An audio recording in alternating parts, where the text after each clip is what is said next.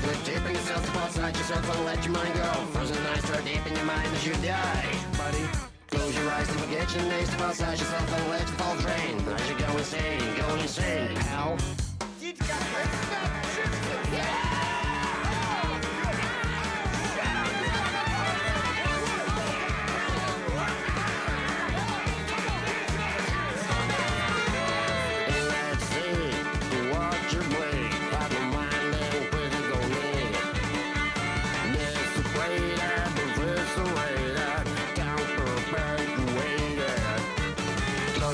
Deep in yourself, step outside yourself and let your mind go. Frozen eyes, throw deep in your mind as you die, buddy. Close your eyes and forget your name, step outside yourself and let your fall drain. As you go insane, pal.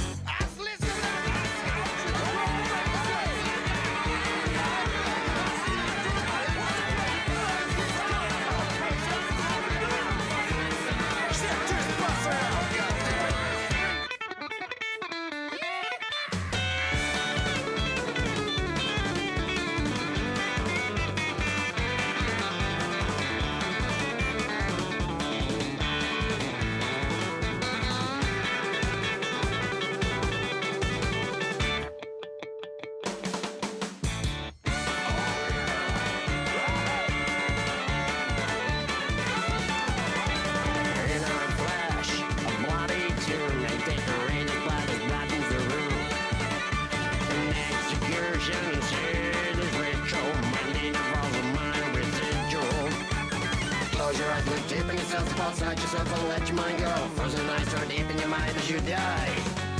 Close your eyes and forget your name, step outside yourself and let your fall drain. As you go insane, pal.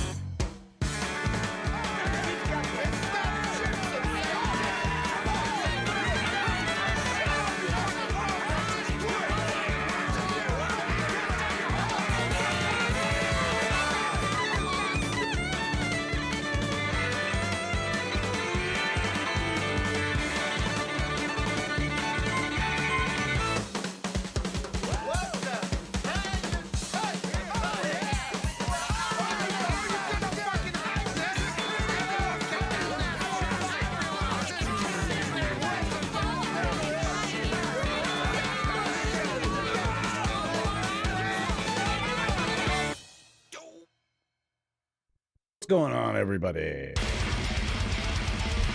Whoa, I didn't want that. Yeah. What's going on, everybody? We're hanging out today. We are going to be after some vintage tones today. Some sweet vintage tones. I don't know how good I'm going to do with the vintage guitar playing, but I mean, we're going to do our best here. Chazman, what's going on, buddy? How are you? A little bit of a low energy. This is not, by the way, this is not Friday's stream. This is a bonus stream. Bonus stream coming at you. I'm still going to be here at 4:30. We're going to be chugging as usual. Guitar hangs. Today's a little more focused. A little less guitar hangs today on this and this one. We're going to be talking about a really wicked brand called Fuse Audio Labs throughout. And it's a dear friend of mine, but that's beside the point. He makes really great stuff. I have a lot of friends in the Amsim industry that, and not all of them, I hate to say this, many of them create some of the best stuff in the world. However, some of them are still getting, some of them are still, like, they do their own thing. Like, it's a very interesting situation. Not every friend of mine is like debased, but Ray over at Fuse Audio Labs is one of the best in the business. He just is. Has been for like 15 years plus now. He worked for Brainworks for a time, did a bunch of stuff from them. I know that he and Igor and Brini both did stuff with Brainworks, so that's pretty cool, right? I'm going to be messing with the volume and the voice a little bit today, so bear with me. 4 people in the chat today. Nobody won anything yesterday because the dude that was going to win something left. All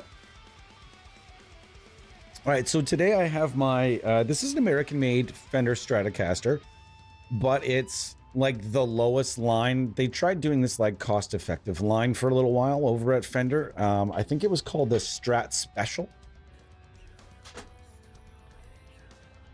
Damn chords. I think it was called the Strat Special or the Strat Custom or something to that effect. I got this guitar with nothing in it. It was just a neck. It had been stripped of everything, including the tuners. I got it for a song and a dance. The frets are in good shape. The neck's in good shape.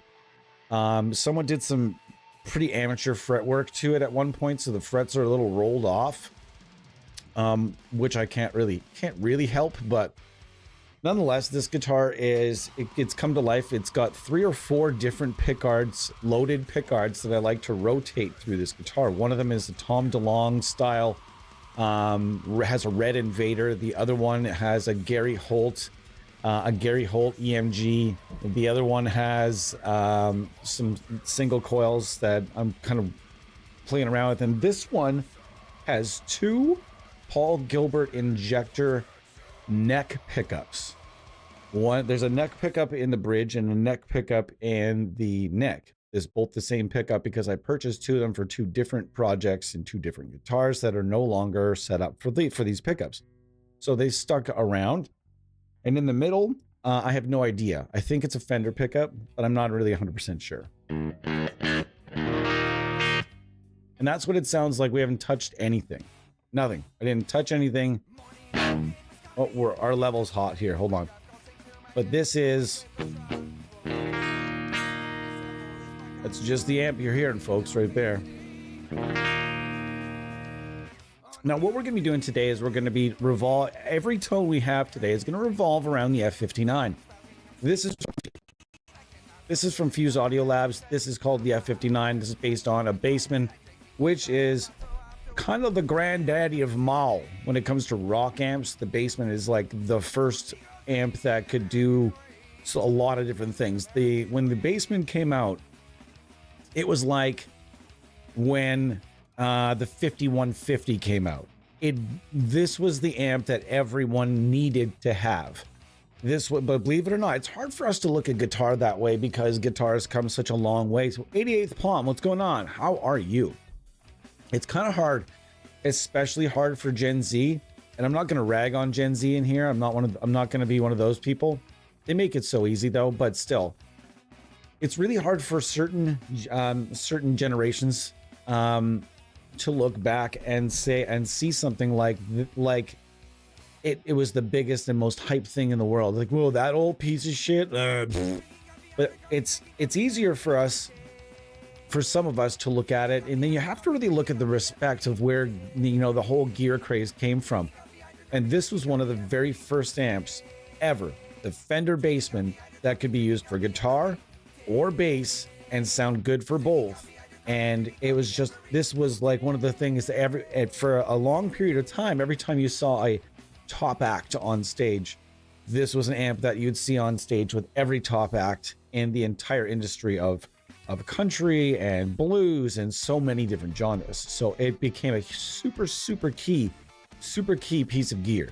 And today we're going to work on some tones with it, and we're going to use a series of different impulse responses from Dr. Bonker's Sound Labs.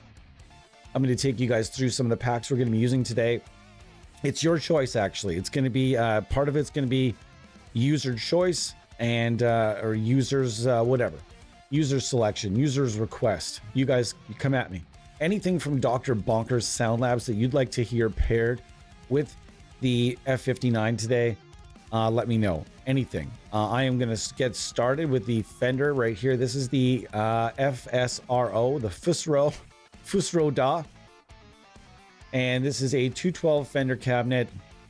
This here squeaks all of a sudden.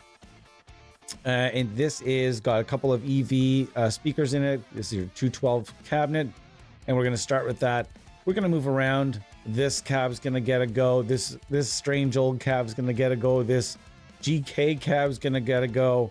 There's a whole bunch. We're going to get some Sun cabs involved. I'm not going to use this one today, the La Vie. Excuse me. I'm not going to use this one today.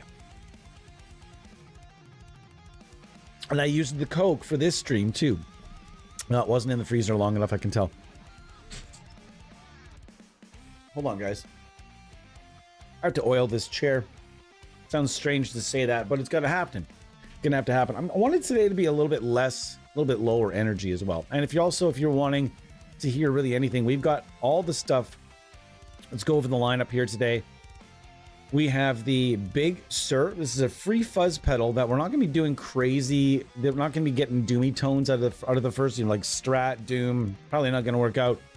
We're not going to be after that kind of a fuzzy sound. I'm going to be looking after vintage kind of sounds today. And not that, doomy sounds aren't vintage, Sabbath, etc. Fuzz is a very vintage effect. But we're going to be using the fuzz in maybe more of a Hendrixy, old school kind of way today, maybe for some leads. The Chorus 65, this thing is one of my favorite chorus plugins ever made. The Dozer Drive, this is my own personal signature pedal. We'll give this one a little toot maybe at some point. It's half screamer, half fuzz. You can use either one of them on their own, or you can use them together in either fuzz screamer or screamer fuzz, or in parallel where you get to mix them. So check this plugin out. It's fun. We're going to be rebranding this one soon from Honest Amp Sim Reviews to the Amp Sim Universe, and it'll be clickable.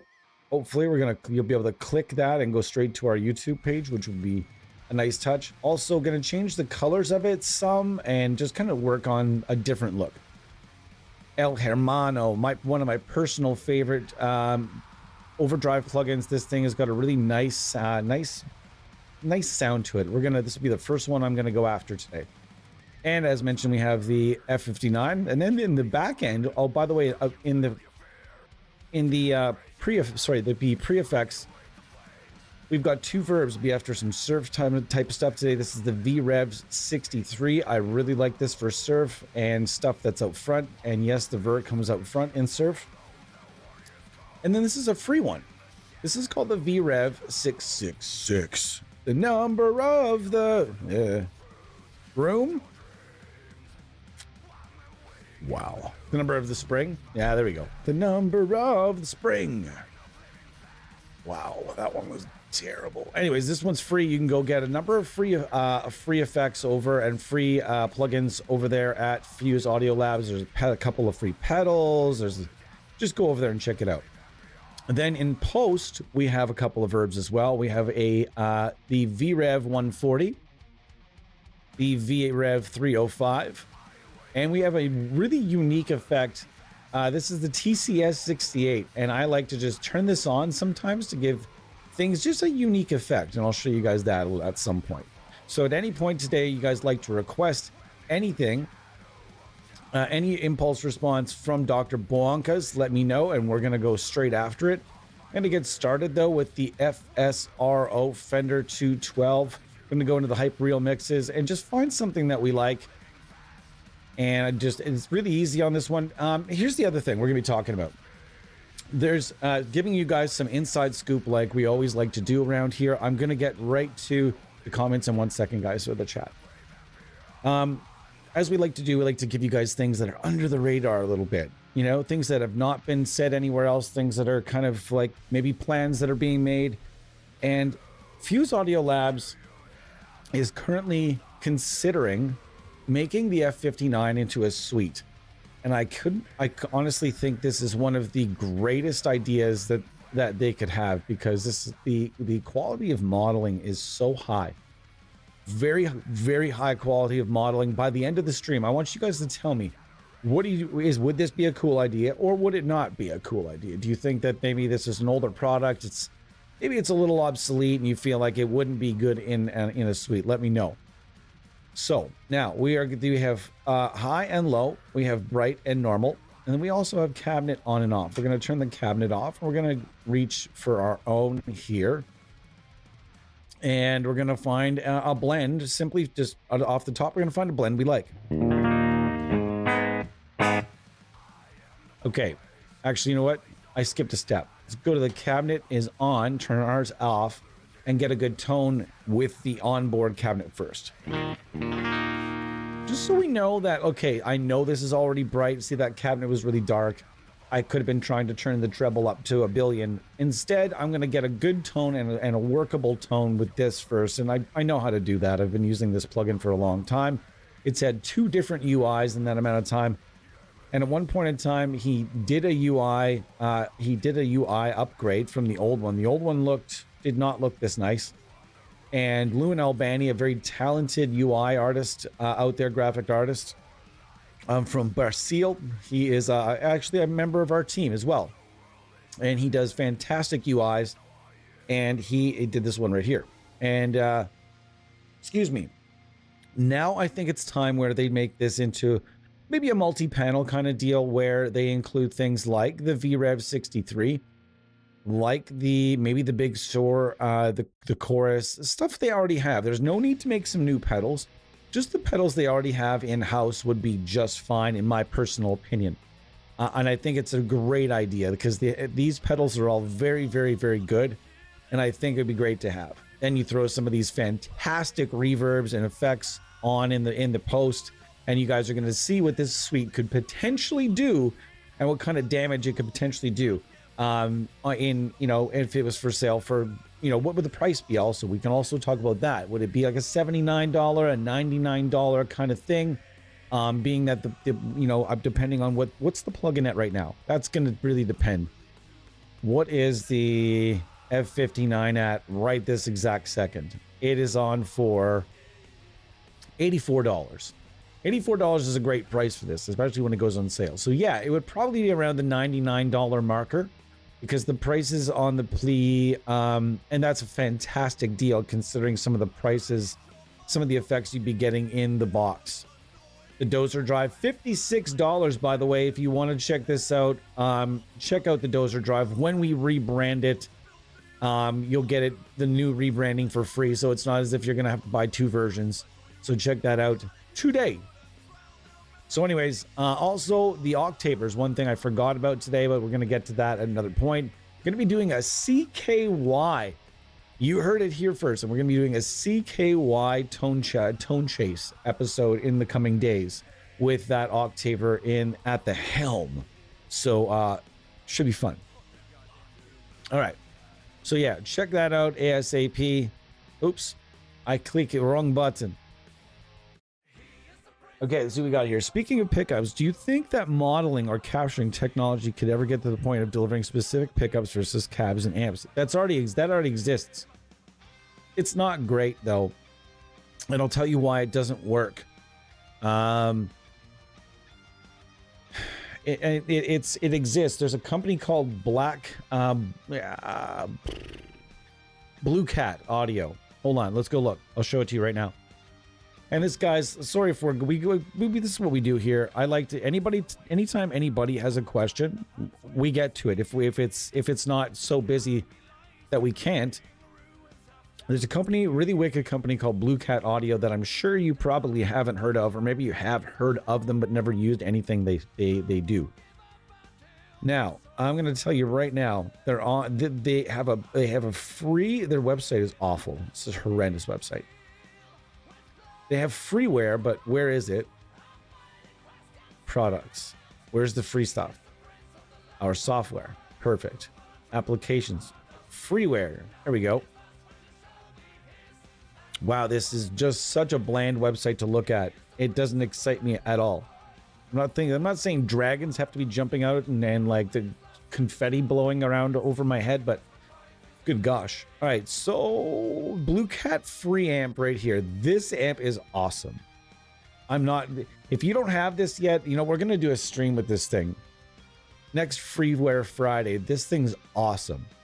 And especially when you put it with your own IRs and shit, this company actually does. They also have they have a flagship plugin for guitar, and I'm going to show it to you right now. It's called the Destructor, and this thing is, man, it's unique. It's under guitar, and I'll show you the pickup thing. It's built into this plugin right here. This is Axiom. Sorry, Axiom is the big plugin. So this thing is insane. This plugin is one of the most insane guitar plugins I've ever seen.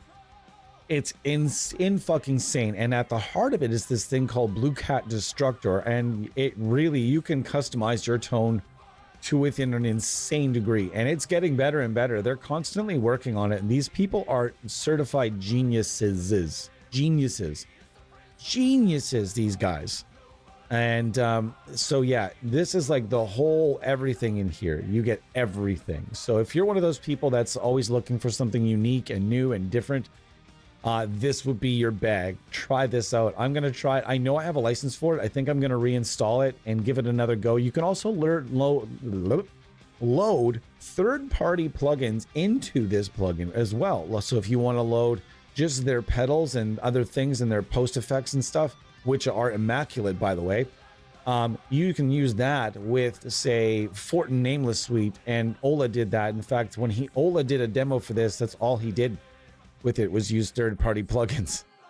Didn't really do anything with it. Why? Because I would suspect because for a demo, this thing is just so in depth that to learn this plugin is going to take you a fucking week. But it's going to take you a week to even just get through the basics of this plugin. So yeah, go check that out. And so the pickup modeling, where is it? Where are the pickup thing? Polyvibe. That's unique. It's got color. Ah, there it is. Blue Cat's re-guitar. Right here. And I have this. I should reinstall it. And I'll explain why it only sort of works. And I'll explain that in a sec here.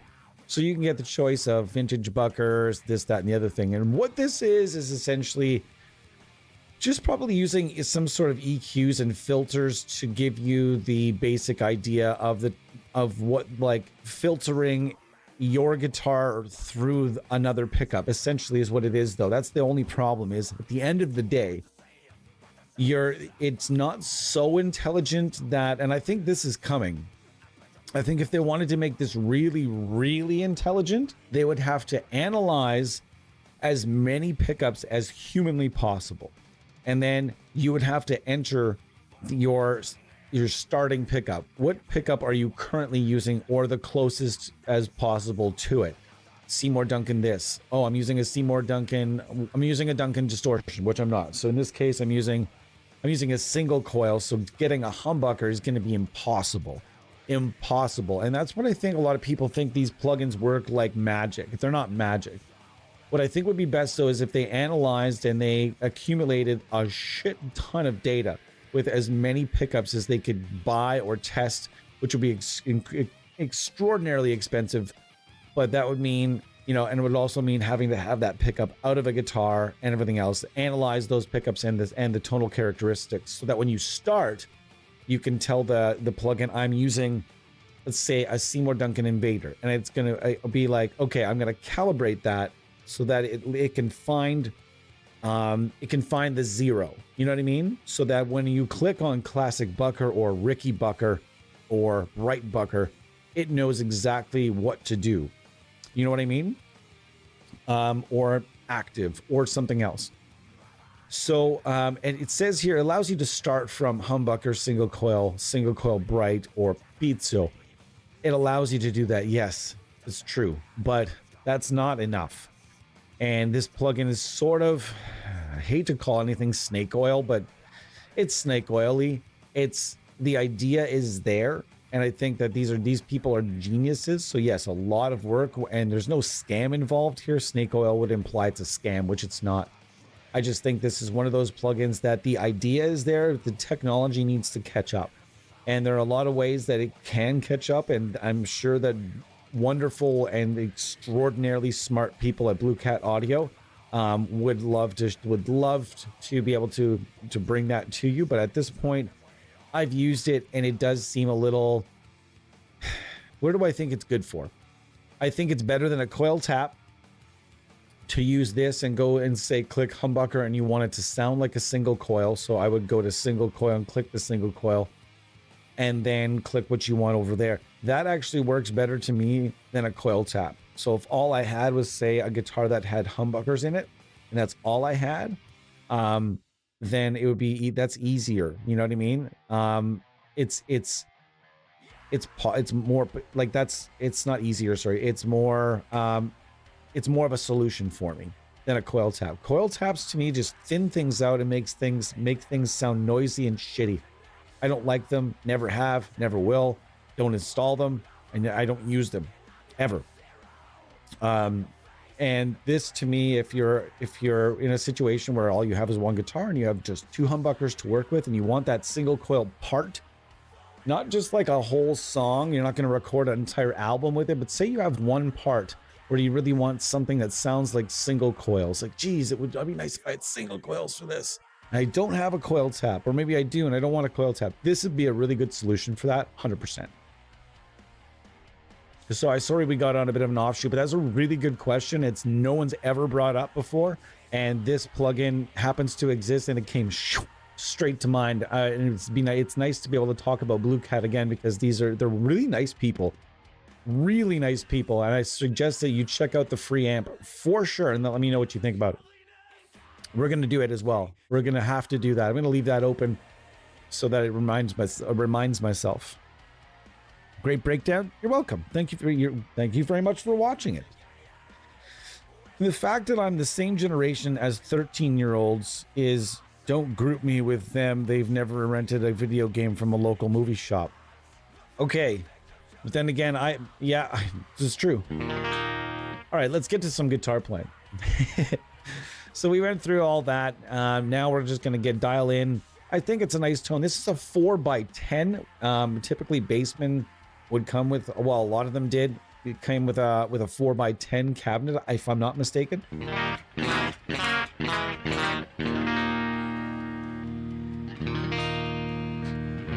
I've got this guitar wired up in a very specific way, and I've explained this a billion times, but if you've never heard it before, I'll do it again. Yes, this has got 3 single coils, but it's got a 3-way switch. So it's got this, then it gives me these, then it gives me this. This is not involved with this switch at all. Instead, I have a mini switch, simple on and off, so I can turn the middle pickup on whenever I want it involved, instead of messing around with 5-way switches. And I hate 5-way switches because I really do like this combination, and finding that middle position, and having the switch keep that middle position between, we'll call it the 4th position. Having it keep that position afterwards is very annoying. I'm constantly hitting it, and it goes back. So instead, it's all the way to the back. It can fucking sit there, and if I want the middle pickup, that's it. It's on. And now, middle pickup's on. Middle pickup off. Middle pickup on.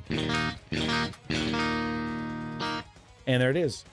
That's how I like to do things, and that's a really easy diagram, and it doesn't take much. I never used 2 volume knobs or 2 tone knobs anyways, so it was a perfect idea to just be like, oh look, remove that, boop, and there's the switch. Ton Guitarra. Ton, you know what? I'm gonna deem you the official. Ton Guitarra is now the official freeware super sleuth of the MSIM universe. We have nobody that is that like on the ball when it comes to freeware, and Ton he knows what's expected. He has very high expectations of freeware as well, so I appreciate him.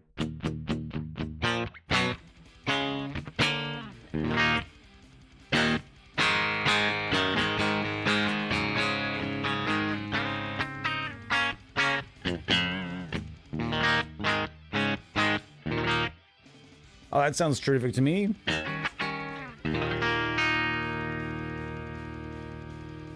Now, it's to my understanding, the Paul Gilbert injector, the injector neck and the bridge are essentially the exact same pickup, but one is a little tiny bit hotter. And I don't really necessarily need the hotness.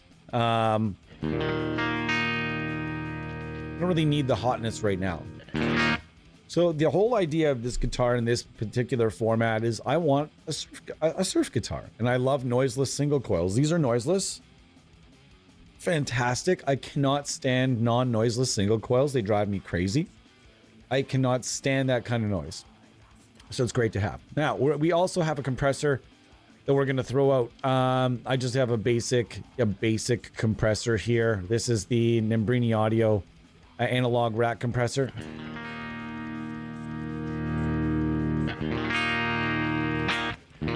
A lot of surf doesn't involve a compressor, but I'm going to use one because I'm going to cheese.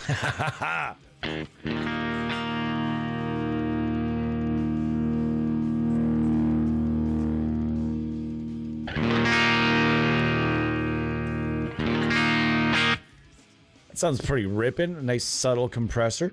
So we've got a nice tone going here. Can we agree that this is a pretty decent tone? We could go to bright and see what we get here. Yeah, I like bright a little bit better. I'm going to bring the volume back. That sounds delicious. Can we agree that sounds pretty good? This is all stock. There's nothing else happening in this tone right now except for a little compression. So let's do a tiny bit of playing as is and see what you guys think. I'm going to bring a little bit more mids back.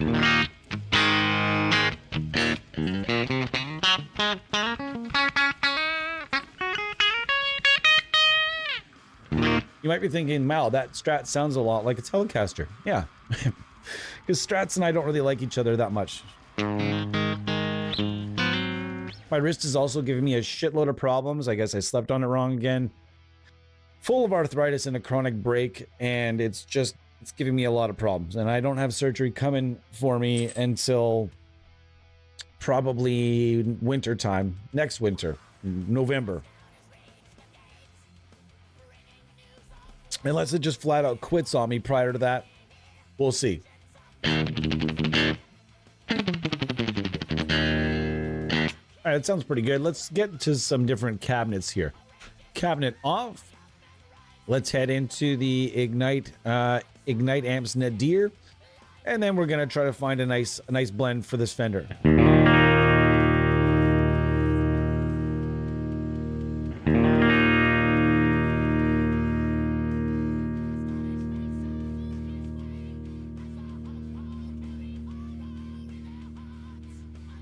I don't need any of the resonance.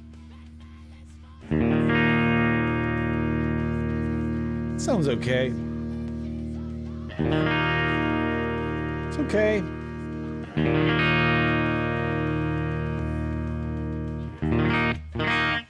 Not bad. That's our best one so far. Ooh. Nope.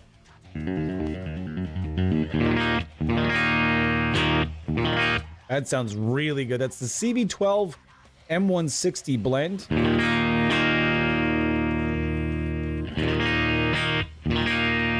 That sounds delicious as well.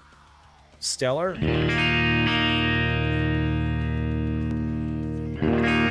If any questions, I'm gonna hover between these two. Or there it is. We're using that one. The D6 KS M313 blend. Hype Reel mix. See, I get told all the time I need to get outside metal and I'm not just a metal player. I get told all the time, don't just do metal. You can't just be a metal. You can't just be a metal channel. And I don't want to be. Never have wanted to be a metal channel ever. But every time we do anything that's not metal, nobody watches it. This is the problem. But the thing is, we're not just here for views. We're here for everyone. So like I always say, even if there are only 4 or 5 people that watch this live, and maybe only 60 or 70 people that watch it in the future, even if like 5 of those people, 5 of those people go to Fuse Audio Labs and pick up the F59, that's a win for me, because it's a win for Ray. You know what I mean? The idea is getting other brand names out there so that people understand that there are more than just 2 brands out there. And it's easy though when you come to the amp sim universe, we'll call that as like the industry. It's easy when you come into amp sims. It's easy to just see the brands that throw the most marketing at you, when sometimes the better stuff is lying underneath. So we're here to bring you every developer in the AmSim industry that is delivering high quality shit, and this is one of those developers. So we got our impulse response now. I think we've got a sound that's happening. It's pretty bright.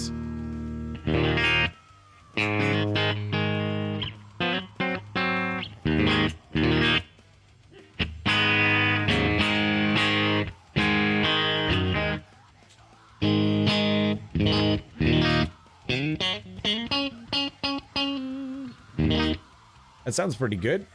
Not bad at all. Here's the middle. Here's the neck. Ooh.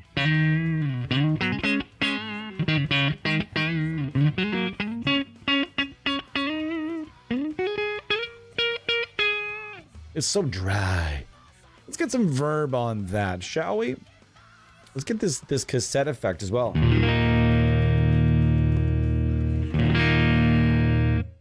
Actually, we'll try it at the end. Let's try the VREV 140.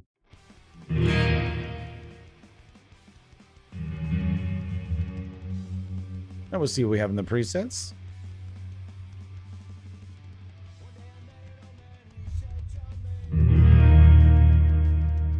That was not what I was looking for.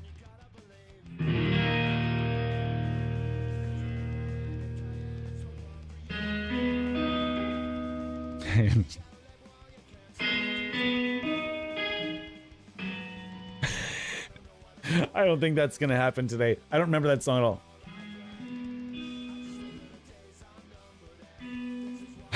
Oops. You're like, D doesn't even know. Nah, I don't like Led Zeppelin, dude. Let's try it though.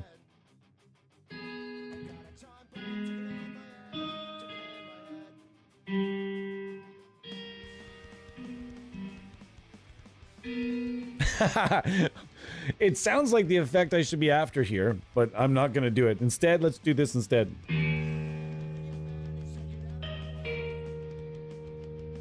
Can I make this bigger?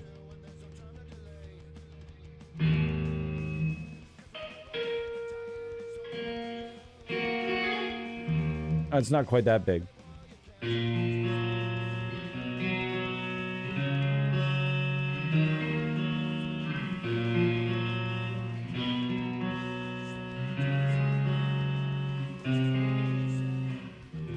No, I wasn't trying to play Silent Terry. I know how to play that much. So this is a really nice, a nice verb. And we're just kind of listening to, checking out some various verbs here. I also realized I was going verb into verb there for a sec.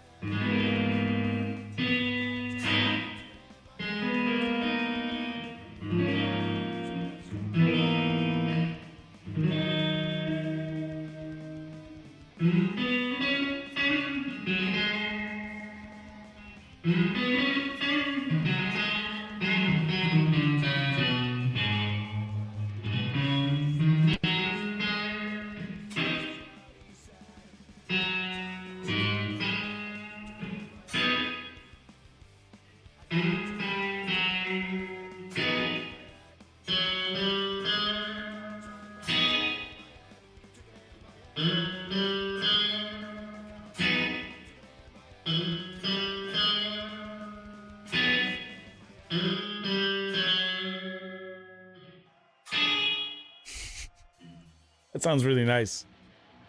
No word to lie here. This sounds good. Really good.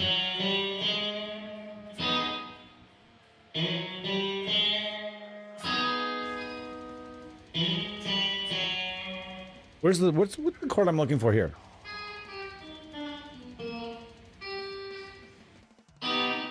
No.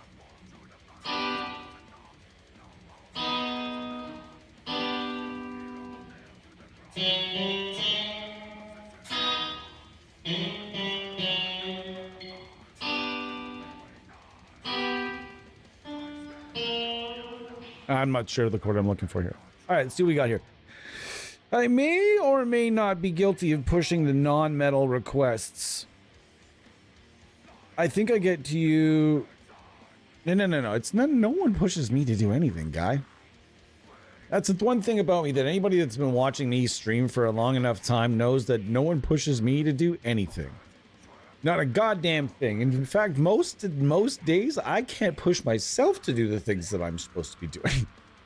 Never mind.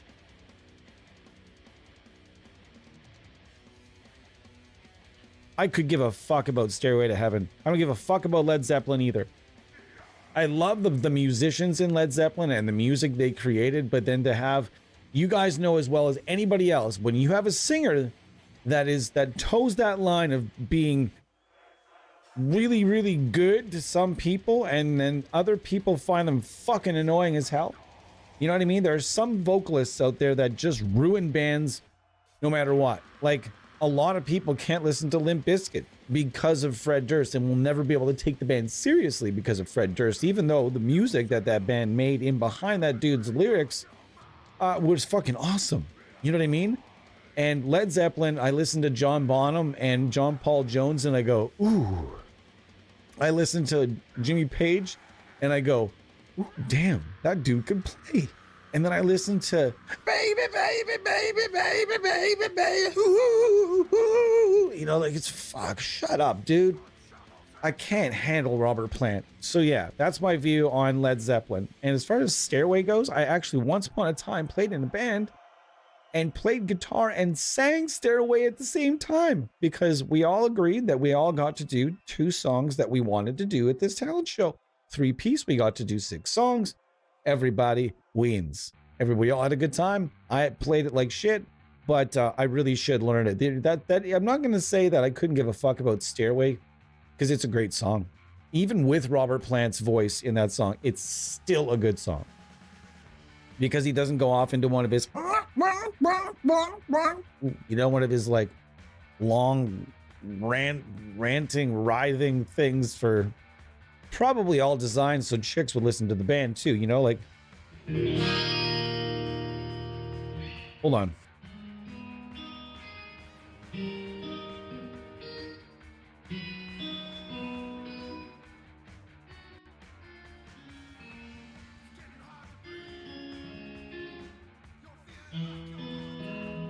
There it is. See, I told you I knew the damn thing.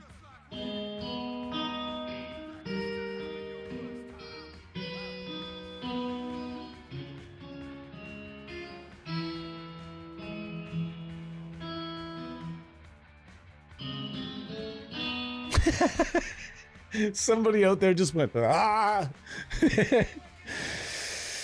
Close enough. I'm not saying I don't respect. The thing is, you don't have to like something to. You can flat out detest a band and still respect them. But what I told you, you know, like, that's another thing this new generation doesn't understand. It's either you fucking love something or you fucking hate it, and you have to hate it to the core, and everything about it sucks. It's all stupid and it's all shit, and all that band is all full of shit. Those guys can't play and they're garbage. You don't have to hate a band to the core. You can just not like it, but still respect something. The Beatles, for example. I know, there's another one I'm taking on today. I don't like the Beatles. My stepmother and my father love the Beatles. My mother even loves the Beatles. I cannot listen to their music. I don't like most of the Beatles' music. Don't really like it. But it's impossible as a musician and somebody holding a 6-string instrument to not bow down and respect the gods from days before. That band is a trailblazer. It's all about it. You have to respect the stuff that came before you. It's just part of being a musician. All right. So this is the V-Rev. Oh, wonderful. There's all kinds of fun things happening here. In the distance, that sounds like a fun one. Oh, that's not very in the distance at all, now is it? Anyways, this is a really sick reverb. I've used this reverb a whole bunch of different times.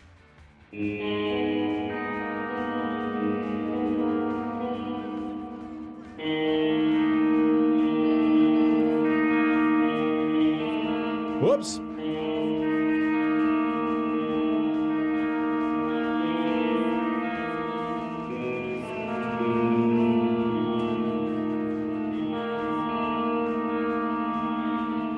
That sounds pretty sick.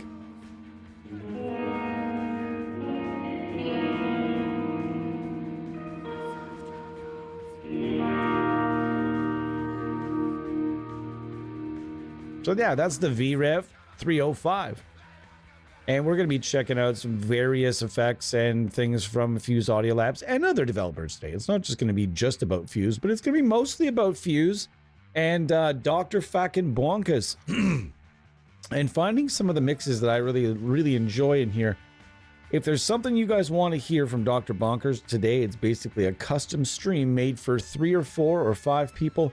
So just jump in and be like, yeah, man, I would love this cabinet. Looks fucking weird. And that's the thing I love about Dr. Bonkers is like when you go to the website, it's like, okay, you guys can imagine it. All right, for anybody in this chat right now that's ever been to a used music store or a pawn shop that dealt heavily in musical items, you walk in, just eat the smell that you smell in every pawn shop and every used music store is the same. It's that musty, I can smell money, I can smell Tolex, I can smell you guys know what I'm it's you know exactly the smell I'm talking about. I don't care which country you're from. Although I've only ever been to used music stores in 2 countries, I can imagine that around the world, used gear, and it smells pretty much the same. So walk into that was nothing better in the world was going on tour. Even if I didn't have money, which nobody on tour has money, you go into a used music store and you just look at cool shit. And that's on tour. Was one of my favorite things to do is walk in is to find the used music store or the pawn shop and just go look, right? And that's the vibe I get when I come to the Dr. Bonkers Sound Lab website. You know what I don't like? I would love to just go and find the fake boxes. Here, you guys know what I'm talking about. Hold on. Fake software box product. Let's see it. There we go. You guys have seen it. Here we are. Here's that fake box, you know, because every IR, oh, there it is. It's got to be explosion on the front. There's a little piece of a speaker or something. Fake software boxes. I don't like fake software boxes. Why? Because I'm not buying my IRs in a box. I don't need to see the box. I appreciate the marketing, but I don't need to see that. You know what I want to see? The real cabinet that you shot with your hard work and your hands and your know-how, and you spent 100 hours or 20 hours or however many hours shooting this cabinet. And then what I love about Dr. Bonkers is he shows you that cabinet. Look at this bad boy. Look at this thing. No one ever wanted to look at this cabinet, but here it is. Look at that. That looks like he just took that from the dump. But guess what? He only shoots cabinets that are pristine, in great shape, audibly. And oftentimes you can rent things or buy things in great shape, or you can restore them. Pardon me. So yeah, currently we're using this one right here. Not much to see here, folks, but I love it. I wish I could make it bigger. But look, beat up. Look at, there's some big old scrapes. Somebody has clearly dropped this or dragged it across something. I love that. The cabinet looks like it's got stories to it. You know, I love gear that looks like it has stories to it. And I love that the tag on it, the Hello FSRO tag, I love that it looks like a price tag that you might see to Fender this, and then gives you the price of, $5.99 or $7.99, whatever this cabinet is going to be worth. So it's another thing I really like about the Dr. Bonkers page is you're seeing the cabinets that this human being put his hands in, his mics on, and did the hard work of doing that particular pack. And the one thing that Ronnie Webster asked me about, this is a Guytron cabinet. And it looks an awful lot like an Ampeg cabinet. And he was the guy asking me about Ampeg cabinets. I'm going to ask Dr. Bonkers about this cabinet.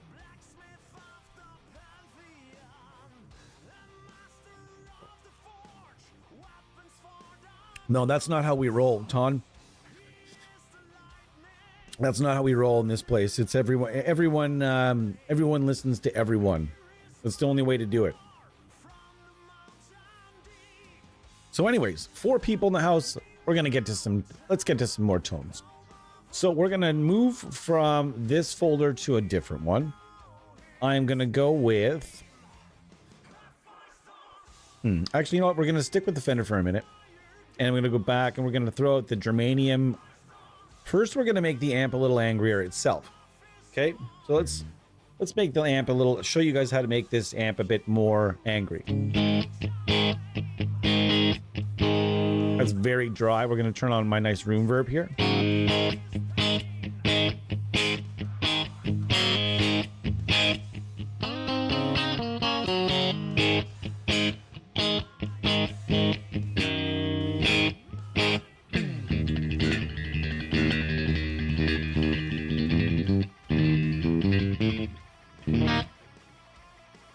Jeez Louise, I got something in my throat.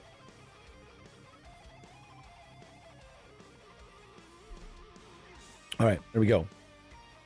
Dr. Bonkers? Yes, he does. He has two very nice Marshall cabs. Actually, 3 if you count. There's a bass 8 by something, 8 by 10 or something for bass as well. And he's got no, he's also got like an 812 guitar cabinet from Marshall or something to that effect. Let's go look. There's this ridiculous thing that he's got. Where is it? 2 by 15, 8 by 10.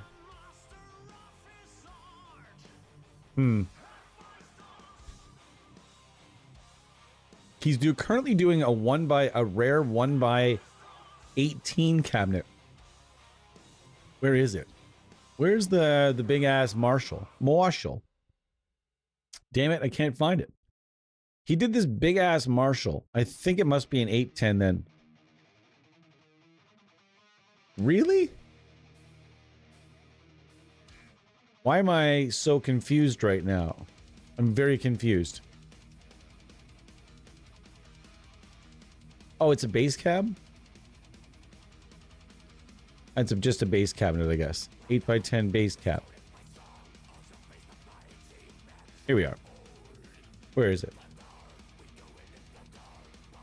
This is it right here. This is a beastly Marshall bass cabinet.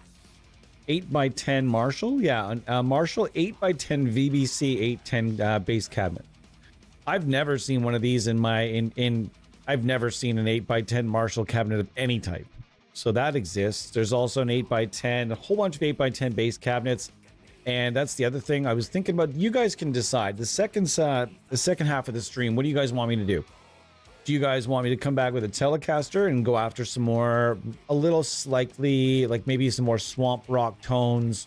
You know, swamp rock, like, you know, getting older and kind of clunkier, and just going after maybe some southern rock stuff? Or do you want me to showcase the bass again?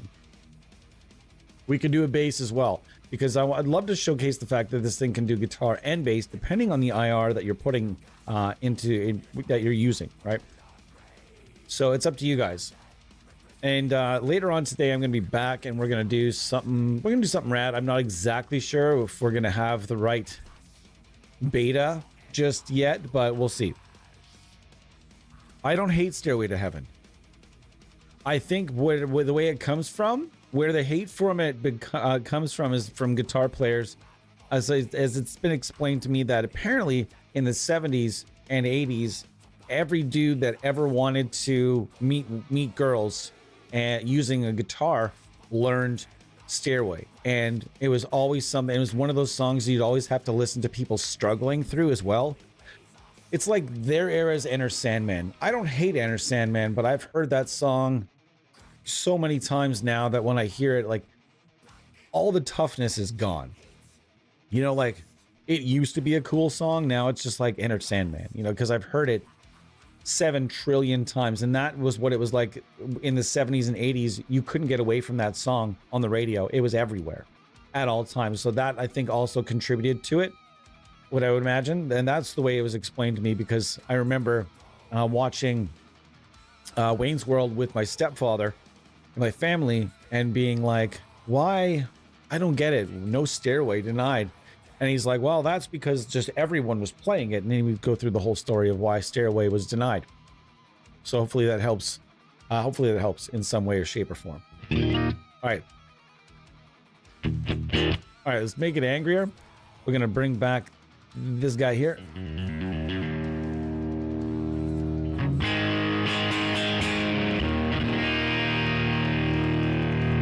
Now, let's not forget, when it comes to the Bassman was like the original, one of the original amps that was kind of, we'll call it plagiarized, copied, used as inspiration. The Marshall JTM 45 bears a striking resemblance, apparently, to the Bassman in schematic and topology. Although that's not really a section, that's more of a Bo thing, and I don't think Bo's here, so. I double dog dare you to play some Midwest emo. Like what band?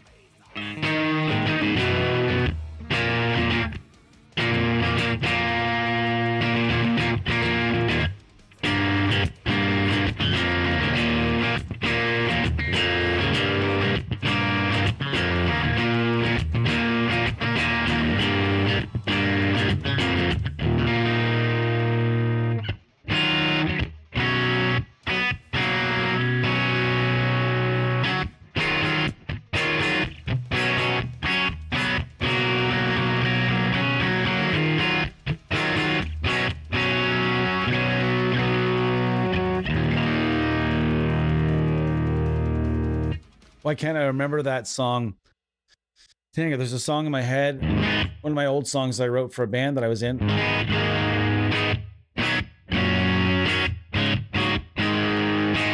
I can't remember it off the top of my head.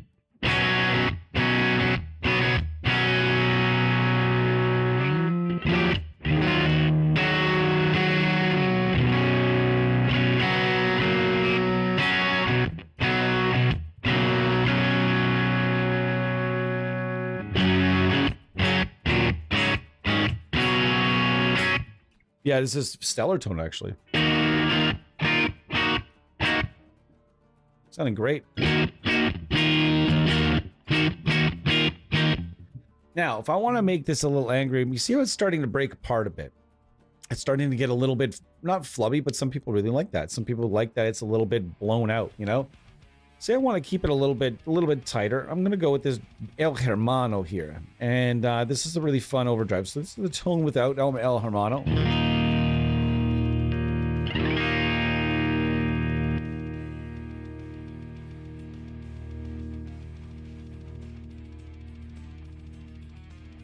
Weird.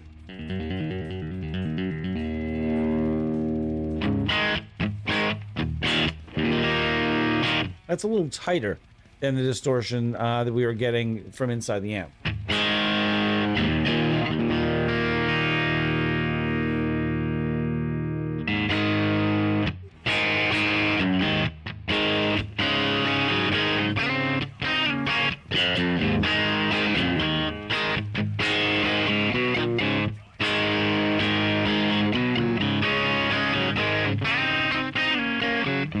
Ah.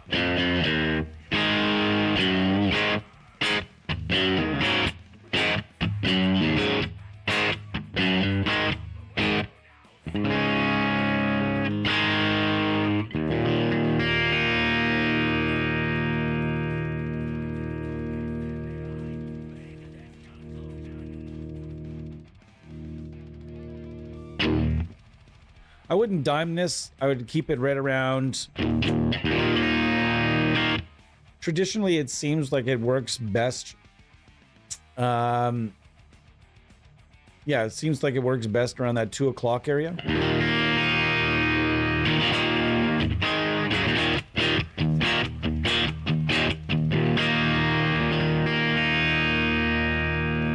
That sounds really good. All right, let's get messing with the IR here for a bit.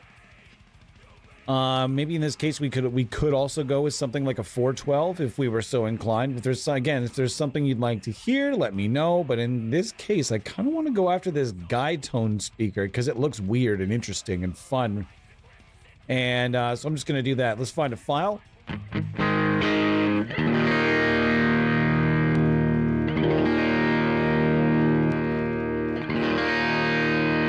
421 and a 57 together with an RE10.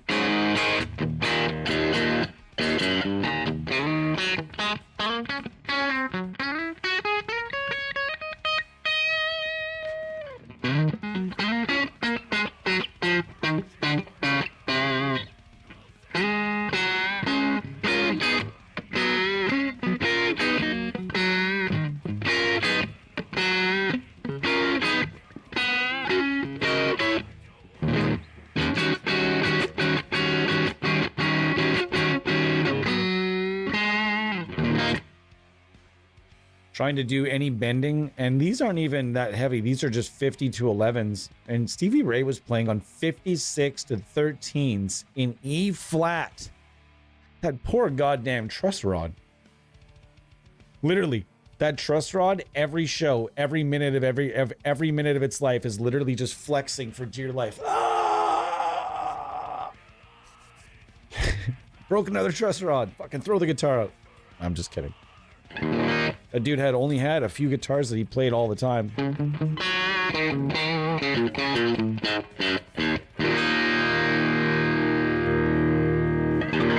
That sounds good too, though. Wow. We might have found a sleeper here. I haven't really used this cabinet before. He gave me everything he had long time back and has consistently given me his new inclusions.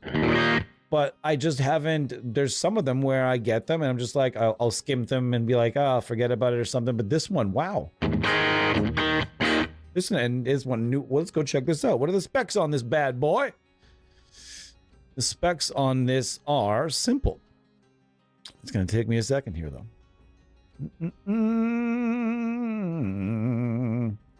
What are you guys doing on your Friday afternoon / evening / morning / whatever? Oh, it's an open back cabinet. Neat. And this is based upon, well, it's very clearly based upon a 2001 Guytron GT12 OB. This cabinet included 2 Alnico magnet. Why is Alnico? All right. 2 Alnico magnet Fane Alnico 12 8-ohm speakers. That whole thing's your name. Wow. Manufactured in England. Ace. Fantastic. Let's keep going. This cabinet sounds awesome.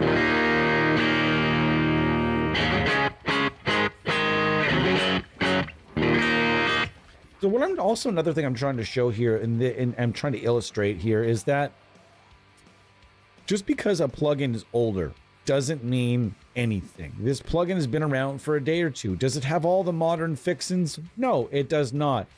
But I think it's got the quality and the tone where if it was to be given some of the more modern fixins and be given a sweet style, I think that people really, really come to bat on this one. Especially seeing all these people like getting real excited about certain plugins based on Fender amps that aren't that exciting, like the Universal Audio ones. Those plugins are not that exciting. I don't really get it. I think there are just certain people that will get excited about anything Universal Audio throws out the back door like it's the latest and greatest. Whereas a lot of really seasoned amp sim users kind of tore those plugins apart a little bit for being kind of limited, not having a cabinet bypass and a number of other things. Whereas like you see these demos with people that have very clearly not used plugins that often. It's like, oh, well, Universal Audio's doing fucking plugins now? Well, I guess I have to get on board, you know? And they jump on board, although they've been doing plugins forever. I mean, amp sims.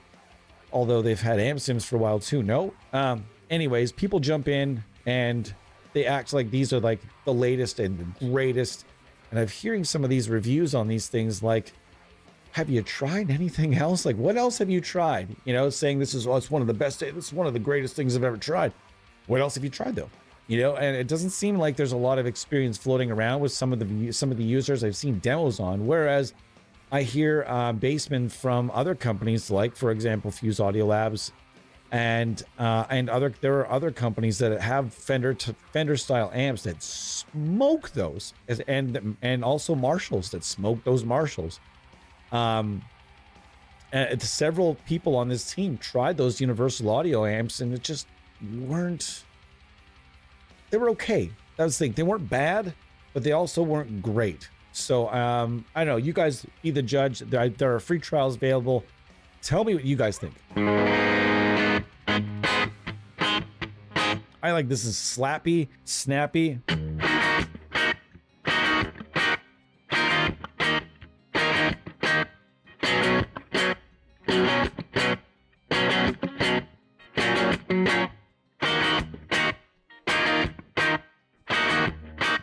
Let's get some middle in there. Oh yeah.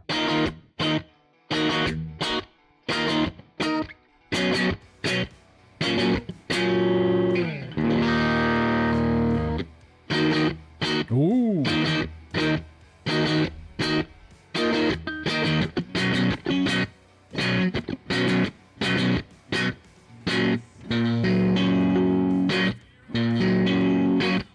Too much sag in the bass? Well, that's all what you have out front, though, my guy. If you put a tube screamer out front like a dead horse here, then listen to what happens.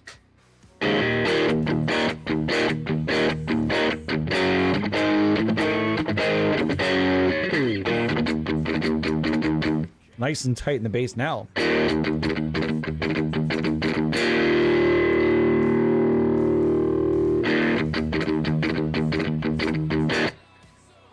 It was also an amp that wasn't necessarily designed in a period where having the tightest amp was the goal, right? This was the tightest they could make it at the time, potentially.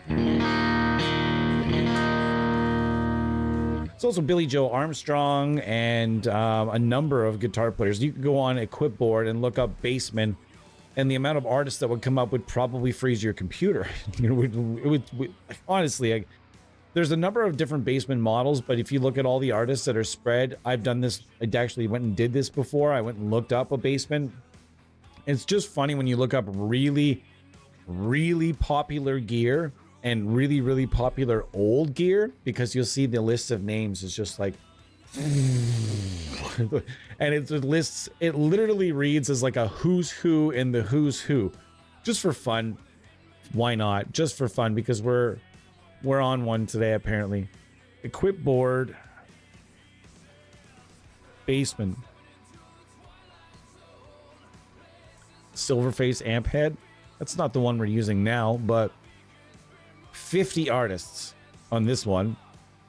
Oh, just John Frusciante, Billy Joe Armstrong. Who else we got here? Troy Van Leeuwen, Steve Albini, Mike Neff. I don't like Social Distortion, but again, the respect factor is there. Although that dude was super rude to me once, where I didn't really want to respect the band anymore. But nonetheless, accomplishments are accomplishments. And I guess there's a number of 59. Oh, hey, this is actually the one we're using right now. Ah, here we are. 46 artists that use this specific John Mayer, David Gilmour, Eric Clapton, George Harrison, Mark Knopfler, Joe Bonamassa, Mike McCready, Chris Shiflett, Justin Vernon, Eddie Vedder, Tom Petty, Robin Ford, Brad Paisley, Jimmy Smith. Holy cow. And we could just keep going and going and going and going and going. So yeah, the list of artists have used the variety of bassman models over the year, especially this one being more known, I think, for country and blues.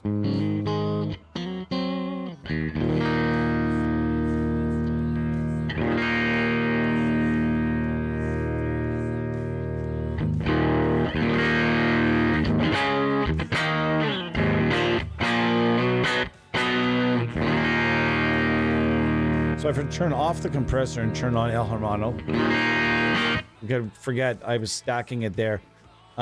This is what it sounds like with just El Hermano, no compression.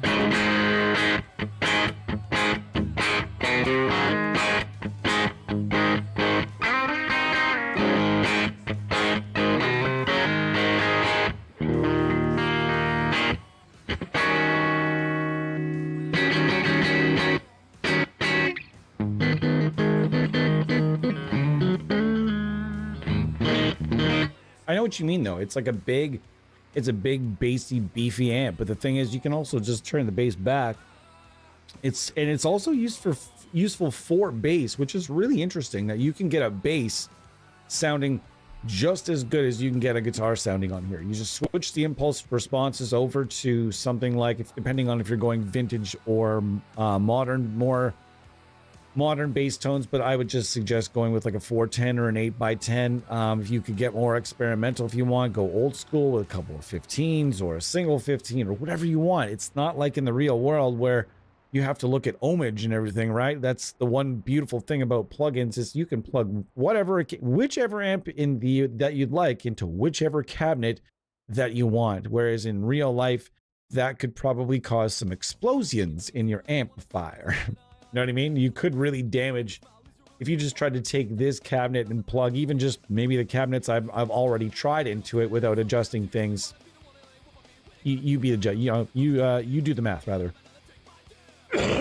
Excuse me. Sounds pretty close to your favorite cab.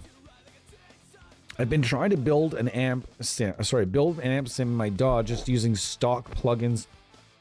What do you mean?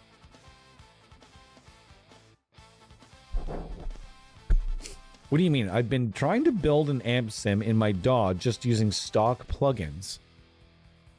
I don't understand what you mean. So yeah, if you a little more detail on that, that'd be cool.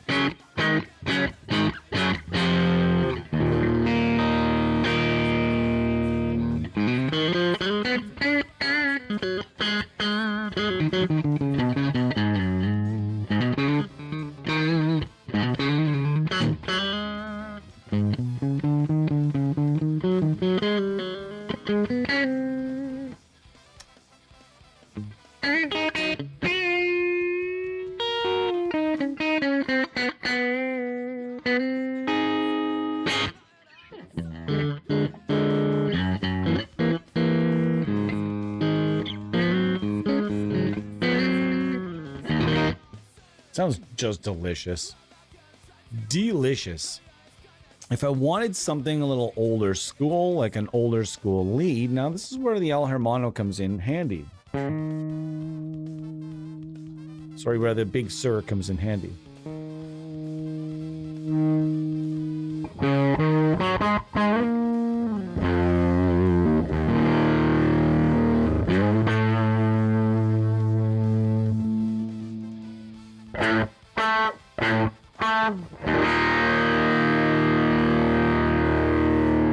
I used to be able to play that song too. I don't think I can do it anymore.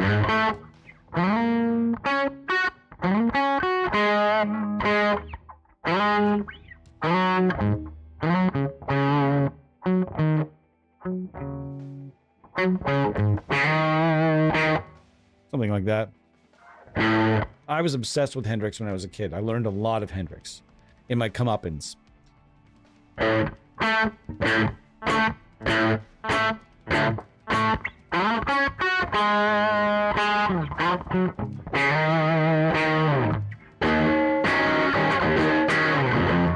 Oh wait, no, gotta use the thumb.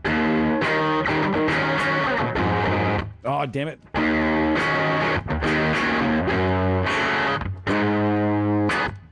Can't remember those chords either.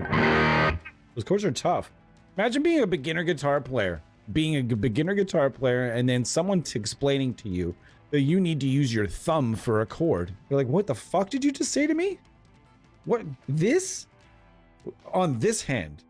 What do you mean I'm supposed to use a thumb? And then my guitar, well, not a guitar teacher, but just like a peer of mine that was much better at guitar, was like, yeah, you got to bring it over like this and do the chord like that. And I'm just like, holy fuck, man, this is serious shit.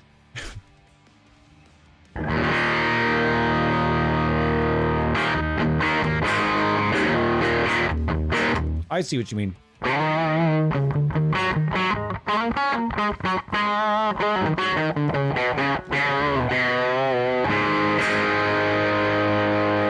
That is a really nice sound for like vintage garage rock and whatnot.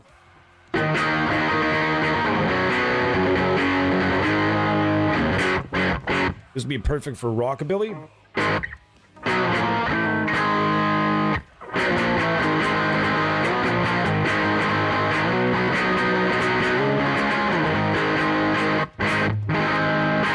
That's nasty.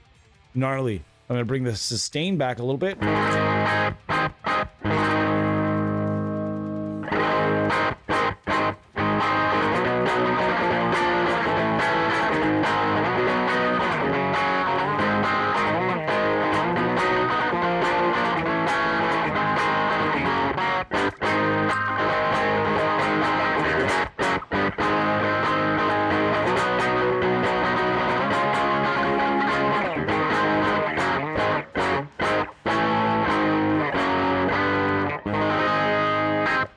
Sounds delicious. Sounds lovely. Just lovely, it does. Guys, you got to tell me when that thing's not on. I'm embarrassed now. Been doing the stream the whole time, and there's nothing on. All right, I'm going to take my break now. I'm going to come back with my background finally kicked in. Fucking idiot.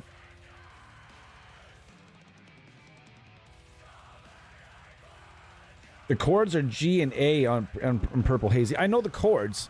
It's not just G and A, though. He's doing something up here.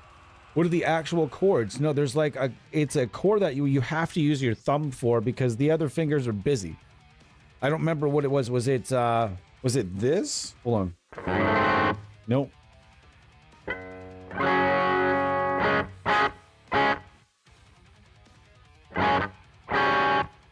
Can't remember the chord now. I can't remember the reason. Maybe it was just a show-offy thing. No idea. Either way, I remember my guitar teacher being like, you got to use the thumb. And then I remember looking at the guitar magazine and being like, you don't have to. You do have to use the thumb. Oh, it says it right there in the magazine. This denotes a thumb. What the fuck? That's a really cool idea, 88 Pump. I see what you mean. You know what, that buddy at that Jacobra Records guy had some stuff to say about that recently. Go check out that website. When that guy's not calling people out for being like fake and stuff, like he's got some he did some useful things about it. He said you could use filters to replicate a tube amp. And the average tone characteristics, maybe. Sure, but not the response. You're not going to do that with just an EQ. That's not going to happen. And where he was saying that you also don't need IRs, you just use EQ for that as well. Sure, you can do that, but I like IRs better. Why? Because I don't know why. Maybe it's a mental thing. Maybe just knowing that one of the most talented people on this earth at making IRs took thousands and thousands of dollars worth of microphones and years of experience and put them together and made this pack for me. I just call me crazy, but maybe I just like it. You know what I mean? Maybe I just want it. Maybe it makes me feel better. I don't know. You guys be the judge. Do you guys like IR packs, or do you just want to do it all with EQ? And don't kid yourselves out there, folks. There are people scamming you right now with IR packs that are all made with EQ and filters and not at any point uses an actual speaker and an actual microphone being put on the actual speaker. So be careful out there. And one way that you can be certain, or at least pretty close to certain, is that when you have a company like Dr. Bonkers or Ownhammer or Red Wires and a lot of other companies that used the right techniques, the right gear, the right means to make their packs, they put real hard work into it instead of just sitting behind a desk and just pumping out turds with an EQ or spectral analyzer or whatever. Call me crazy, but I like my IR packs the way they are. Okay, guys, I'm going to be back in about 2 minutes, and then I'm going to be back here for a good another 40 minutes or so. Then I'm going to hop off for a while, and then I'll be back at 4:20. And I'm not sure what we're going to do today. Maybe we can discuss that second half, what we're going to do today. It is slow today. It's a real slow stream. That's okay. Thank you guys for being here. I appreciate you guys for being here. And, like I said, Vintage Tones is not going to be the milkshake that brings all the people to the yard. Neither are bass streams. But guess what? We're still going to do them because there's a huge demographic for these plugins. And it's getting those, making sure that demographic finds the right stuff too. Maybe they're not in the chat. Who knows? An IR is really just a complex EQ curve. Who has time or the years for doing frequency surgery, though? A lot of people do. And that's the thing. And that's a good point, though. The time and the effort behind what is your time worth? You know what I mean? What is your time worth? I know how much my time is worth because I know how much I get paid at my jobs. So I equate that to what my time is worth in real time. So if I've got to sit here for an hour or 2 hours trying to replicate an IR with filters and EQ, that could be up to $60 or $65 worth of my time to do that. Why wouldn't I just go spend $10.99 on the IR pack right here? $10.99. That's not an hour of my time. That's roughly 20 minutes of my time at work. So, hey, this is the way that we all have to put things these days, especially when many of us are working a billion frickin' jobs. All right, guys, I'll be back in a couple minutes with, we're going to do some more rock tones. I'm going to bring back a Telecaster and we're going to do some, maybe some rock playing and see what kind of nasty tones we can get out of this and really make it angry and go from there. Thank you for being here. Like and subscribe if we're entertaining you today. And if we are not entertaining you, well, we'll just have to wait longer for you to hit that button. Cheers, everybody. Back in 2 or 3.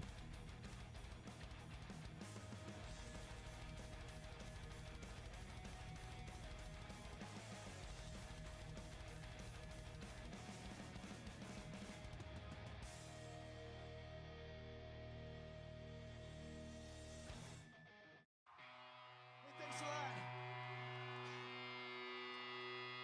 I just want to say that you guys have been fucking awesome. Thanks. Are you still there? You guys doing okay? All right. You guys ready to go off?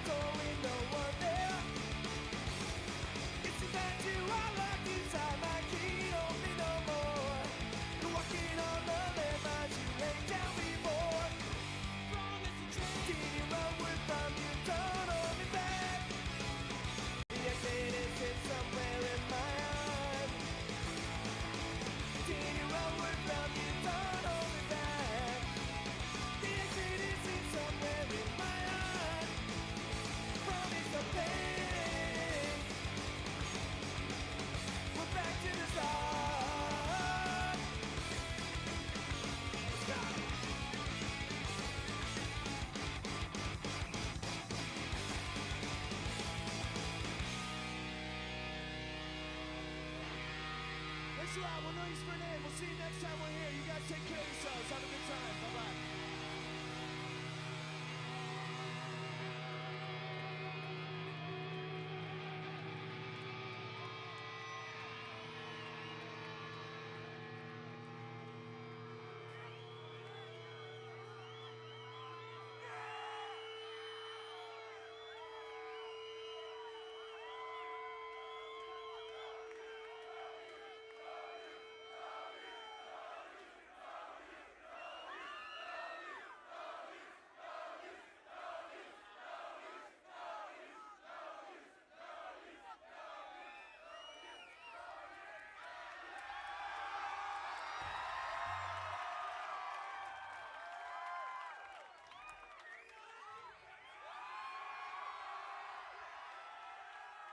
This is the first live record we've ever done, and we wanted to say, thanks a lot. You guys are great. You made it a lot of fun.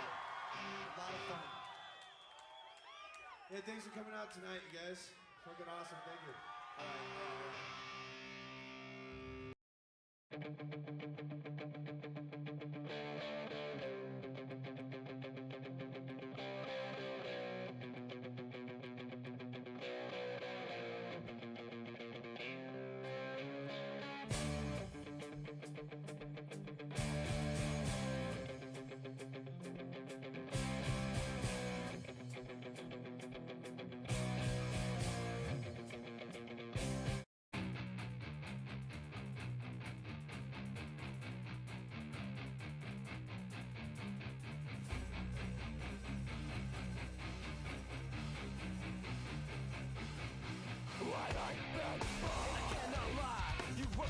Super vintage suited music, eh?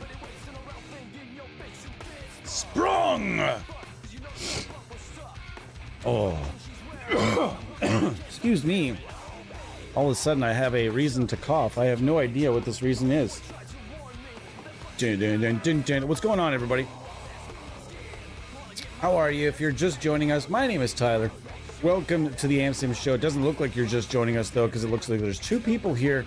And people wonder why we like to lean towards the heavy genres. Huh. But that being said, I don't care what your favorite genre is or what your favorite style is. If you want me to cater a stream to it, I'll do that. If I have never done it before, especially, or an artist, if you want me to go after a specific tone,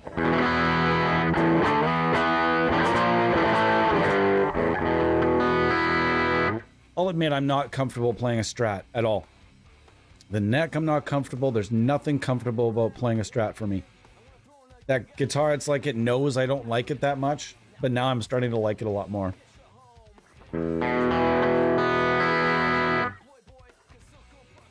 Why am I not staying in tune here? Where am I out? There it is. Oh, there it is. Again? Really?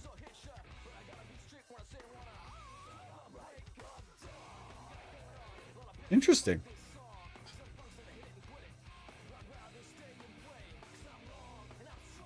Weird. Try again. Weird.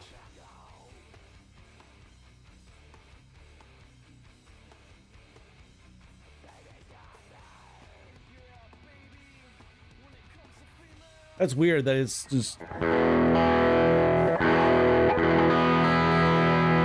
It's in tune.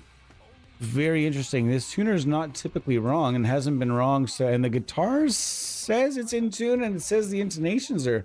The intonation is correct. Weird. Sometimes it just don't want. It's trying to buck me. It's trying to tell me it wants new strings. Weird. That's kind of bizarre. IRs are super cool in general. Literally make pop sound and scan. It's louder than a pop. Just ask Eddie's old neighbors. Ask Eddie's old neighbors. They'll tell you all about the loud noises that it takes to make impulse responses. Really strange.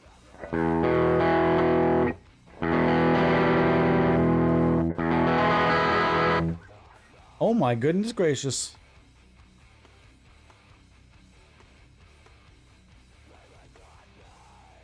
Very interesting. Try again.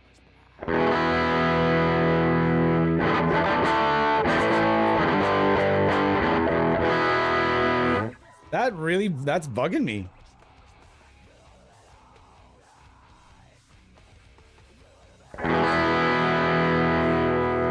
Getting warmer, but geez Louise, I don't understand. This guitar is usually a rock solid.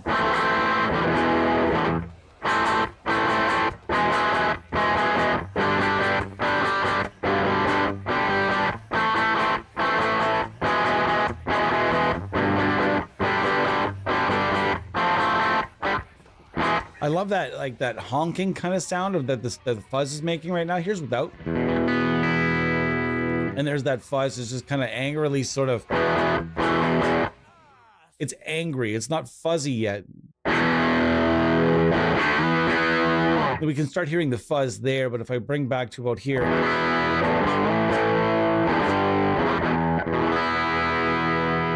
That really is driving me bananas to where I want to switch the guitar. Try again. Holy cow. I've never had this issue with this guitar. Although I was admittedly fucking with the saddle height recently, and I didn't touch the intonation to any ridiculous degree though. Wow, that is just bizarre.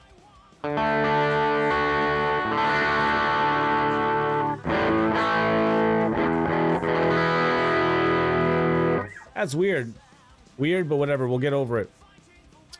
So I've got the chorus as well. I want to try the chorus. I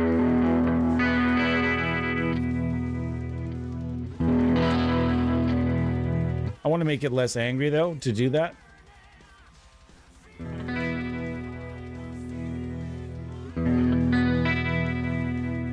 Alright, that sounds nice. A little too fast, so we're gonna slow it down. You guys, I don't know if I've ever shared it with you, but I've got various rhythm guitar tricks, especially if you're the single guitar player in a band. Especially if you're playing live as the single guitar player in a band. Use a chorus pedal. If you can afford it, and if your band is at a big enough level of production, I would actually suggest using stereo rigs, one on stage right, one stage left. But that's another story entirely. In this case, I would suggest if you're the only guitar player in a band, or even if you just want to kind of make things sound larger, a chorus pedal in your rig set to very minimal and chill levels can do wonders for that. And I'll explain how. You can either have it running all the time, very subtly, and have it big all the time, or you can use it for the chorus, which is funny because it's called the chorus pedal. You can use it for the actual chorus to make the chorus sound larger.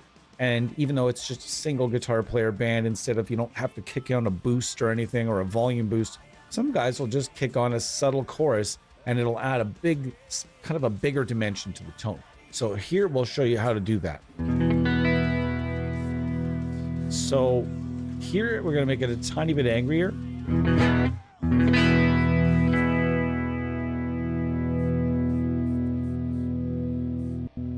Okay.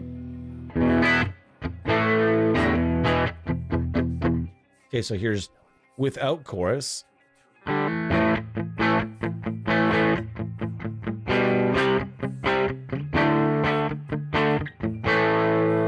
And with chorus.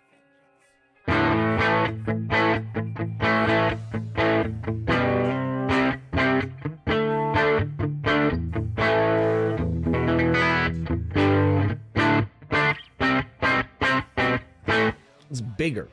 And it doesn't have to be even that noticeable. You can level things how you want. You can set the depth larger if you'd like, and the speed has to be very, very slow though. Otherwise you'll get that whoa, whoa, whoa, whoa, whoa, whoa, whoa effect, like this, for example. Whoa, whoa, whoa, whoa, whoa.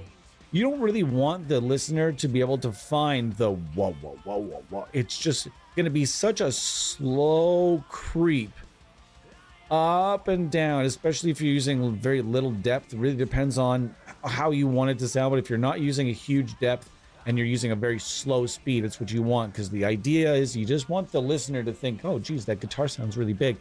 You don't want the guitar necessarily to be just slathered with chorus.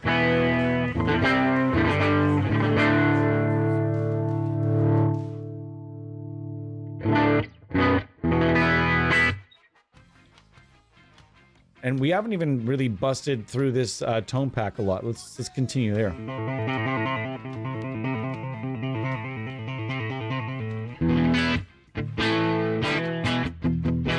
Again, the D6 KSM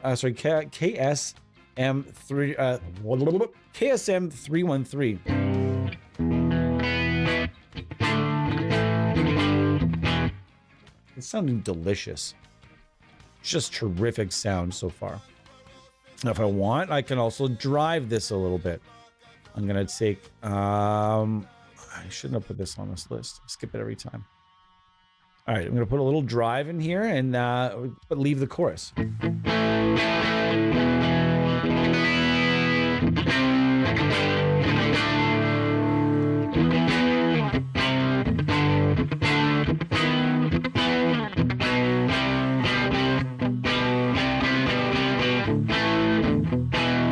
It's crunchy. It sounds good. That's a strong tone to me. I don't know about you guys, but to me, that's a pretty strong tone. And again, we're just kind of scrolling and strolling through impulse responses from Dr. Bonker Sound Lab.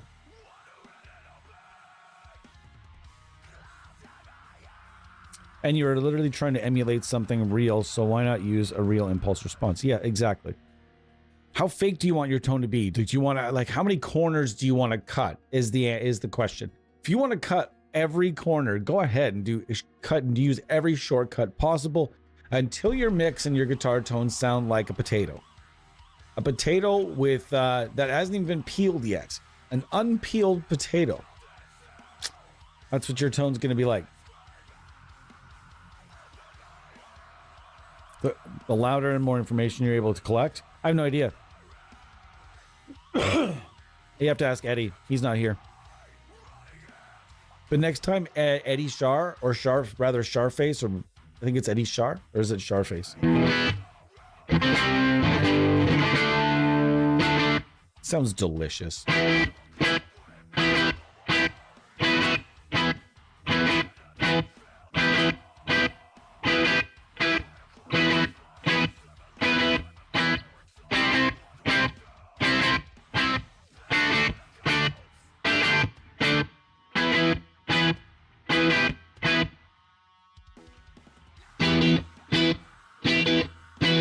Pickups don't matter though, right?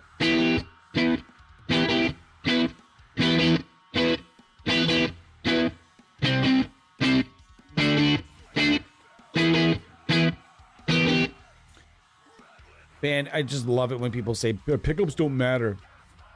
All right. Sure.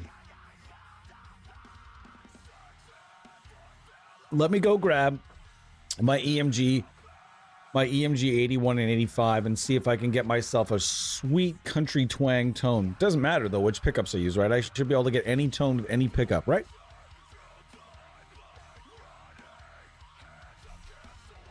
The pickups don't matter conversation is a lot like the flat earth conversation. And I still forgot to do it. Gosh damn it. Hang on a second, guys.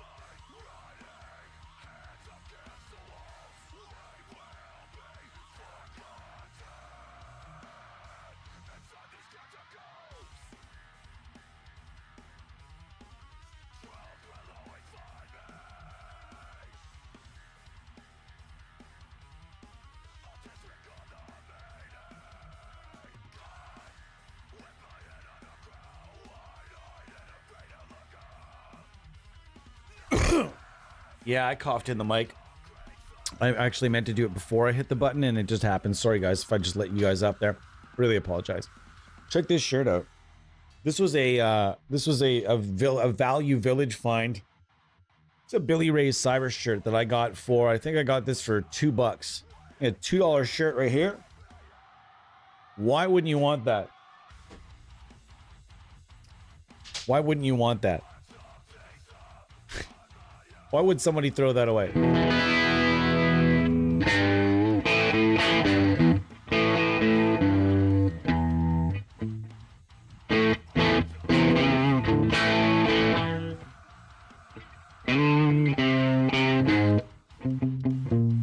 gonna have to learn it another stream though. And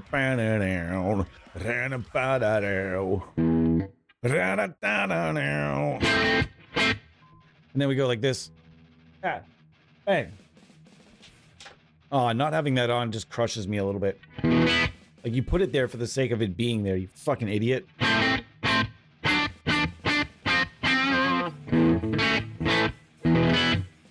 sounding terrific as far as I'm concerned. But if I'm starting to look for stuff that's maybe a little bit beefier, I want to go with a 412 cabinet, and I can do that. So let's go with a 412. You asked for a Marshall earlier, so let's go with a Marshall. Let's go with one of his Marshall packs.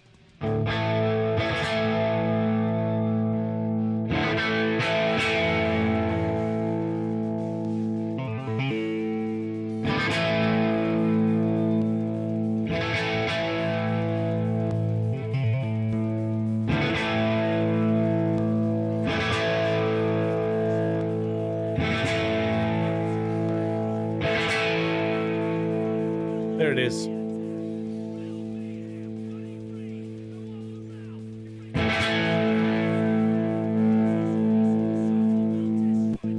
Now, say I want to make it really angry.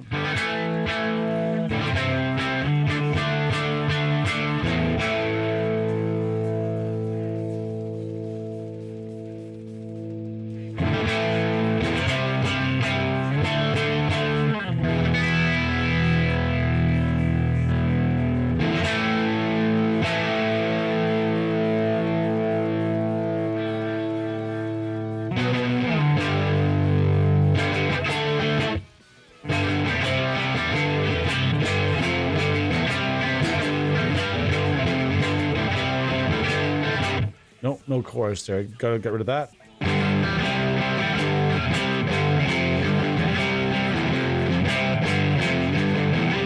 There's it. There's...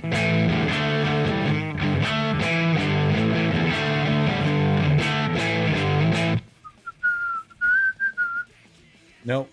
Yeah, it's down here. Or is it?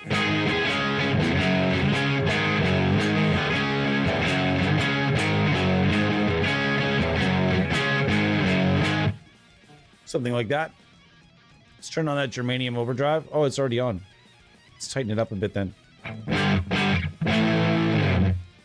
Yeah, see, that just, it starts to fall apart a bit. You just have to watch that bass knob. Watch the bass, fucking bass knob. All right, it's coming together here. This tone is sounding nice because we're making it angry. We're using a Marshall cabinet, which has been seen under many a bassman over the years. Many different guitar players have used a bassman with a Marshall cab of various varieties. Well, it's going to go check out the specs on this Marshall cab right now. These are the 412s, and this, you might notice, this one is a, look at this weird fucking bird right here. Look at this, the Delta 412. Look at this weird ass bird. This is a, like, look at this thing. You know that plate's been pulled off that cabinet before. Like, this cabinet has seen some shit. So this is a based on a what? A Harry Colby Soundsmith Concert 800 watt straight 412 guitar amp cab impulse response. 4 Eminence Delta Pro 12A 12-inch 400 watt 8 ohm speakers manufactured in the good old US of A. These were Eminence speakers interpretation of EV speakers. It's like, oh, you get a history lesson on the speakers as well. We're going to use that at some point. But now, for now, I want to show, this is Ton asked for Marshall. So Ton's getting a Marshall, but which Marshall is this one right here? This is the JMT 75 pack. This is $9.99. You can get it right, or excuse me, right now. Dr. Bonkers. This is based on the 1960B. My very favorite Marshall cab of all time. This is based on the 19 standard straight though. I had the slant, but this is based on the straight version of that, and it's a banger. So let's continue.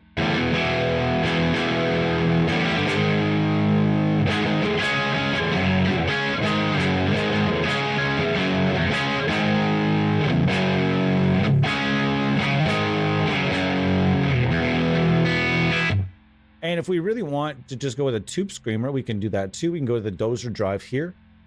And I can just go to... I can just do it straight up. Okay, here's the, I'm going to turn this side off.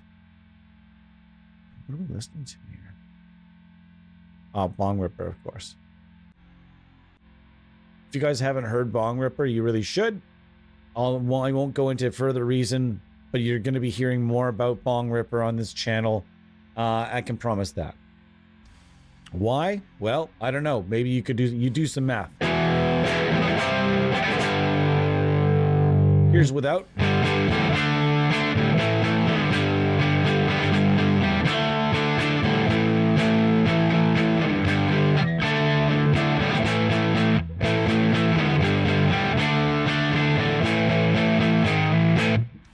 And then I crank on the tube screamer.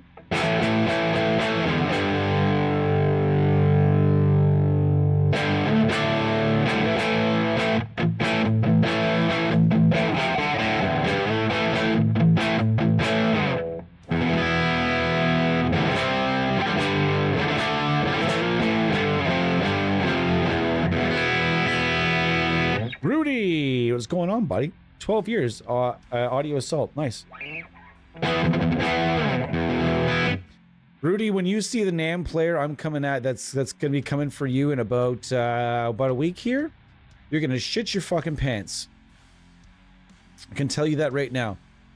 That is that is a promise. So make sure that when you use this NAMM, make sure that when you use this NAMM player I'm gonna be coming at you with, make sure that you are nearby a bathroom. You know what I mean? I'm not asking you to use it ass naked, but you know what I mean? Just be near, have it nearby, because you're gonna be wanting to sit down for sure. Make sure no one's in the can. Have a book in there. Just kidding.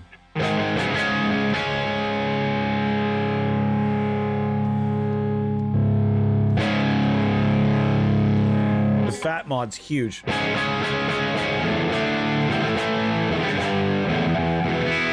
We're going to use the little bit of the fuzz here now.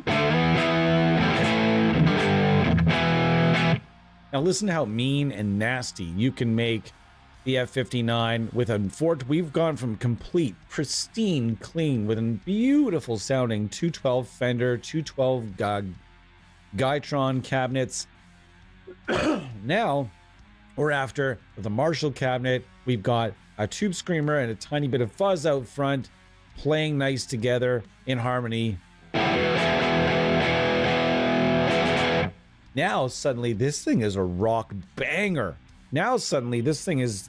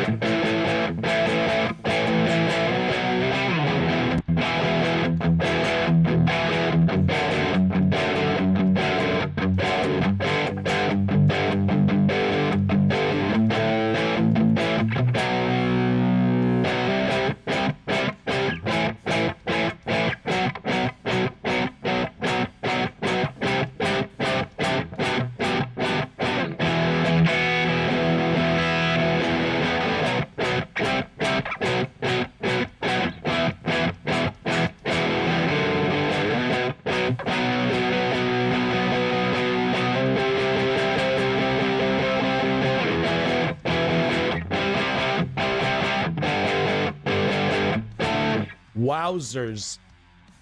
Let's analyze what we're using in this chain right now. Just up here, it's just this is, I can't say it's nothing, but it's nothing that's impacting the sound as much as it's just helping me keep my sanity and make this streams go well. Typically, this is filtering out a shitload of noise, although right now it's being pretty chill. So it's just not having to do a whole lot of work. So thanks so much to the denoiser for existing. The dozer drive right now is, I believe, $56, $52, 56. This thing is a beast. There's a ton of things you can do with it, but it genuinely is. It's pretty beastly. There's a lot going on in this plugin. Also, there's a killer octaver that they just put out not that long ago. I'm going to be using it for a CKY stream. Yes, you heard that correct. We're going to do a CKY stream to see how damn close we can get to this CKY guitar tone, of old or new, doesn't really matter. I'm more of a fan of their the old guy, their old singer. I think his name is Chad. Is it Chad? Excuse me. I can't remember. Is it Darren or Chad? Which one's no? Chad's the new Chad's the new guy. Is it Darren? Either way, the dude that's now in like, I think he's in like Malevolence or fucking Malevolent Creation or something to whatever effect. We're gonna talk about that too. I have to do some research though before then. I think we'll maybe do that tomorrow sometime. We'll do like a CKY / like maybe 311-y type of stream, like octave rock, if you know what I mean by octave rock, like bands like 311, CKY, and there are a few other bands that use octave pedals as like their main driving force in like their actual tone. And I can't really think of too many other bands that use them as often as 311 and CKY, but if you can, before that stream, recommend them to me and I will jump on it and see if I can figure it out. Also, have you guys heard about, and now it's come to me, I actually did get somebody in the stream the other day asking me if we could watch the E213, and there's so much going on for effects. It's mostly a looper. There's a pedal board. Have you guys seen this band with the polka dots and the microtonal instruments? Have you guys seen it? It's not ready yet. There's no beta yet.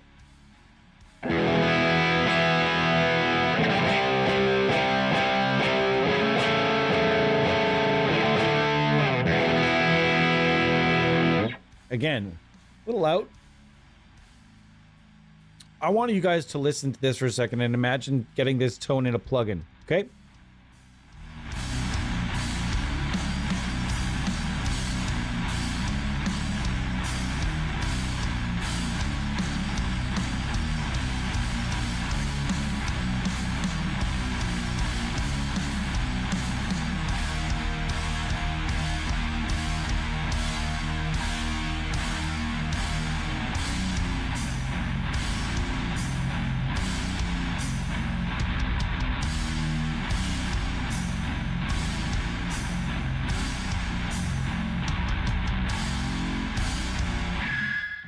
You know what the craziest thing is about Bong Ripper though? The guy uses a 24/7/5 scale length. He uses, I think, or at one point he was using like a standard Les Paul to tune to F, low F. I don't see how that's possible on that scale length. I don't see how that's possible. I really don't. But I'm gonna try. I really want to try. I'm not sure which instrument I'm going to think. Probably going to use my old Yamaha Studio Lord, but I really want to try. That or the Telecaster I have set up for dooming purposes already. I'm not sure exactly what I'm going to do just yet, but I really want to do it. Really want to do it. I've got F and F sharp to work on, like the scale, like, you know, longer scaled instruments. That's no problem. But the intonation, sure, you can put whatever string and tuning you want on an instrument. Will it intonate? Will it intonate? Will it gel with that particular instrument? In a lot of cases, once you get up into these frets, it does. Getting it to intonate is really hard. I've only been able to make a standard scale tune as low as B flat without running into intonation issues and string tension issues and other things. So it'll be interesting to see how this works. 9 people in the house today. What are we using for? This is what we're using for our tone right now. We're using the dozer drive. Okay. The dozer drive has both sides engaged. And I have it set over here. You notice right over here, you can set it to fuzz, screamer, parallel, or screamer fuzz, meaning that in the chain, you can imagine it's set up as it is here, fuzz, then screamer, then, you know, to your amp or whatever, or parallel mode where you can choose the mix, or to have screamer first, then fuzz. Why do I choose screamer and fuzz first always? Because when it comes to a fuzz like the fuzz face that doesn't have a tone knob, what I really like is running a screamer or some type of a treble boost out front of a fuzz pedal that gets really mad and has a really nice type of fuzz, like the old fuzz face. I really like that pedal. So what I did was I got a screamer, you put that out in front, and what it does is it gives that the tone teeth. You turn the tone up a bit and you give the tone some teeth before it hits that screamer, or sorry, before it hits that fuzz pedal, and then it gives more, you have more edge to the tone in the end of it. So in this case, we're just using the fuzz ever so gently to kind of in this case, the screamer is just running into the fuzz. It's not, nothing aggressive is happening here, but it sounds pretty good. So this is without.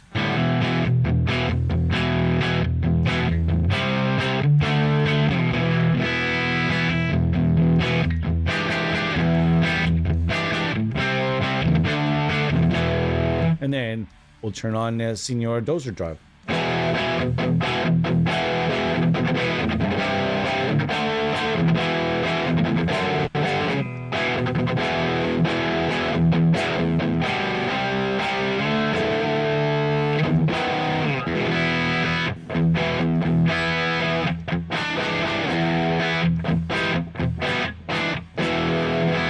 And that's what it sounds like.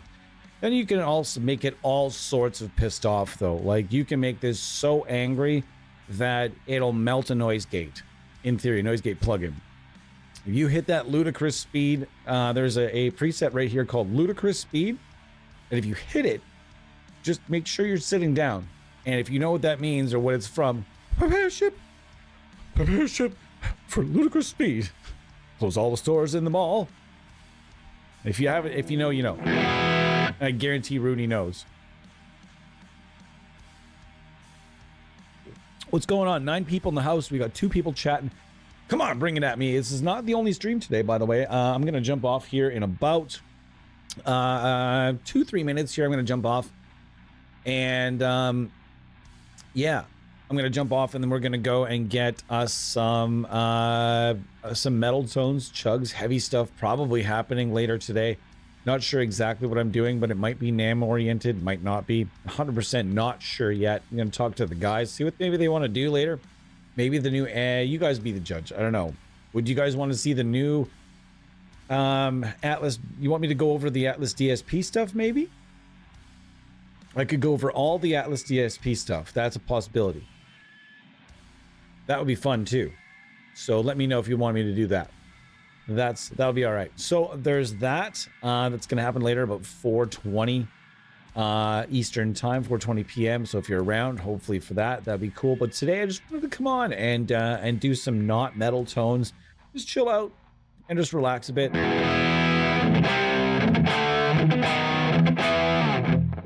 This is really nice rock tones that you could use functionally for anything. So I've got the, as mentioned, the Dozer Drive here, and then it goes into the F59, which is a basement simulator, basement sim. And then the cabinet is a Marshall 1960B straight cab. This is the JMT 75 pack. Excuse me, the JMT 75 pack from Dr. Bonkers Sound Lab. 2 companies that I've been saying for years. You can ask Ray at Fuse Audio Lab. By the way, thanks to Ray. Let's hear it for Ray. For just always supporting the channel. Ray and I have become good friends over the years. We've bonded over plugins and cats. He's also a big cat papa, and I am also a cat papa. So we've bonded over cats and amp sims and plugins. And I will be likely, hopefully, maybe doing some work with them in the future. We've collaborated on a few things. We'll be collaborating on at least one more, as well as reissuing the Dozer Drive as mentioned here, and adding a bass a bass modification for it, where if you're a bass players will be able to use the dozer drive a little bit easier. It's a killer plugin, but so yeah, there's just something about Fuse and Dr. Bonkers together. You can ask Ray. I've been saying it for years. So if they reissue this in a suite, what do you guys think? It's been almost the end of the stream now. What do you guys think?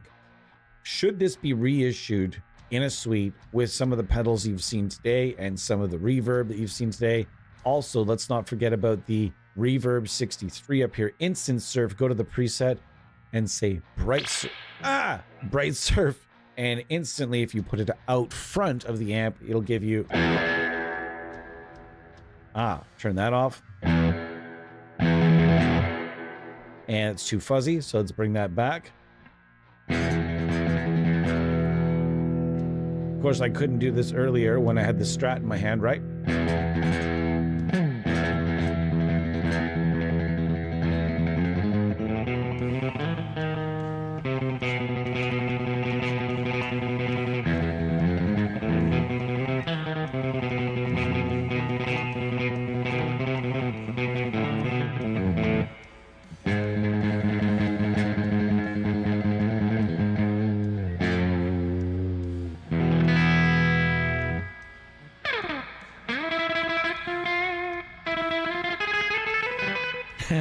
I can actually do it most of the time.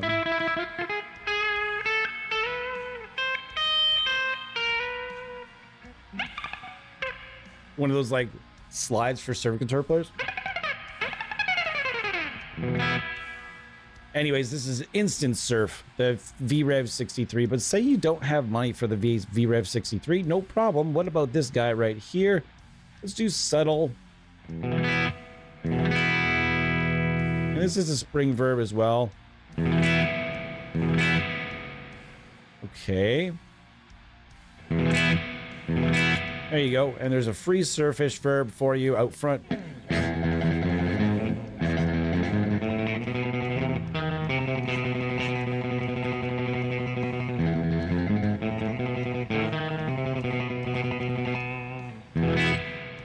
you go. And there's tons of free stuff over at Fuse. You gotta check out Fuse, gotta check out Fuse, gotta check out Fuse for sure. And this I really think is going to be rebuilt into a suite with some of these terrific pedals and some of these terrific effects and some and have it. The other thing have in mind when I think about a suite for this particular amp, I think about the controls on Fuse Audio Labs stuff. I would love it if I don't want these, like, you know how a lot of plugins these days you have just like the circles everywhere, like, you know, like the, you know, that are just sort of like computer generated circles in the UI to turn things up and down. I want everything on this to look like a vintage knob. Vintage fucking knobs, vintage everything looks vintage. Everything looks like the carpet down here, the wood, everything looks like it's been beaten up and worn. The amp looks worn. I would love it if this looked worn like some of the other things you see. Like everything that Fuse builds looks like it has seen some, like even this one here, look at it. If you look at it carefully, you'll look and notice that look, like there's some like wear over here and wear over there and a bunch of wear down here where theoretically somebody could have been resting their palm constantly.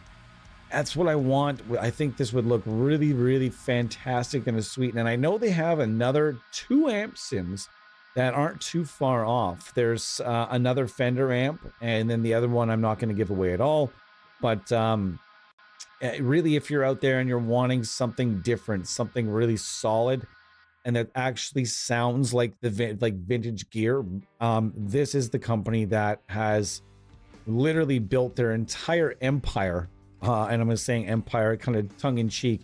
But this is a company, and this is a fella that's made his entire reputation on being the guy to bring the vintage stuff to plugin land and give it a really good go. Like, look at this one. Look at this. It looks like 2 of the knobs. It's missing knobs here. It's literally just the metal. You're turning up just the metal. There's no knob at all. It's beaten to shit. And look at that. Like, fantastic. This is the VPRE 2C vintage 2 booster, and stuff like this could in theory be built into the plugin as well as ways to boost things and add little fun little kind of like vintage warmings to things in about the plugin, right? So I can't wait to do that. It is good tuners, a good bridge. Then again, I play baritones in standard and E and a half step down. It's very strange that you do that. MIDI glitch. I just finished watching your bass stream. Jumped on here and you're about to sign off. That's okay, because guess what? 4:30 today. Bam!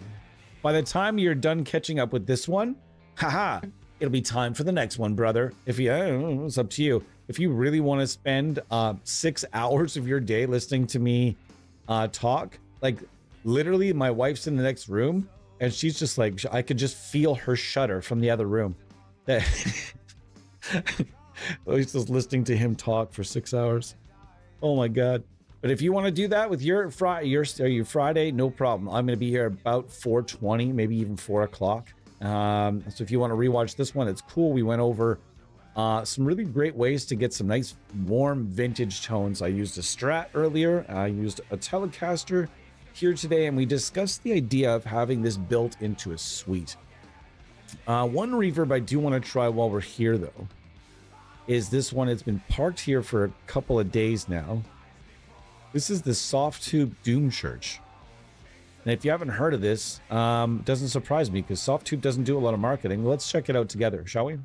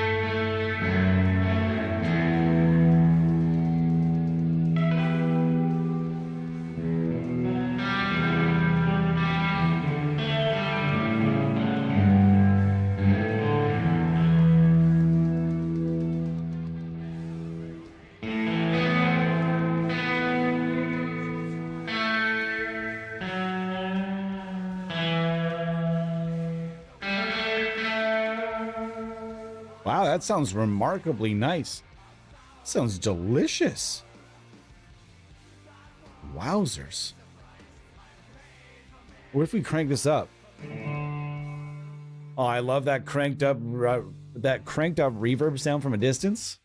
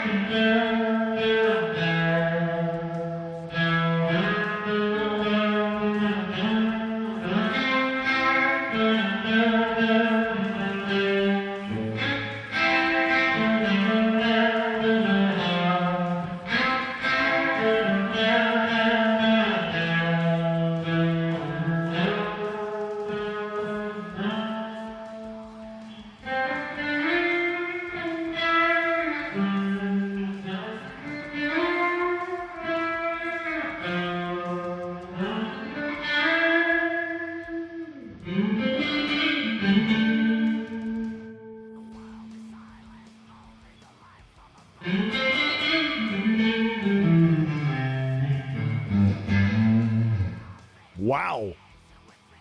Holy shit. God, that was fun.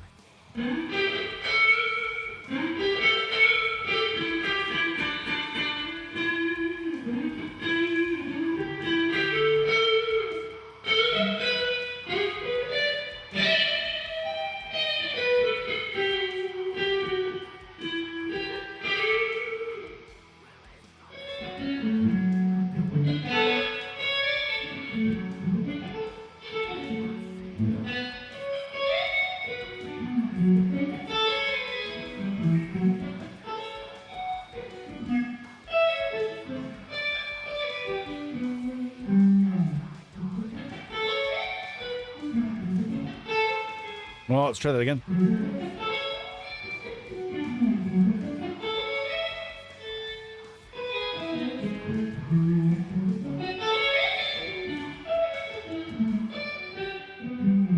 That's not so bad. That's sounding pretty good, actually. This is pretty sweet. I really haven't had a chance to go over the Doom Church reverb yet, but I'm suggesting that if you have an opportunity to do that, that you do that. I don't think it's free.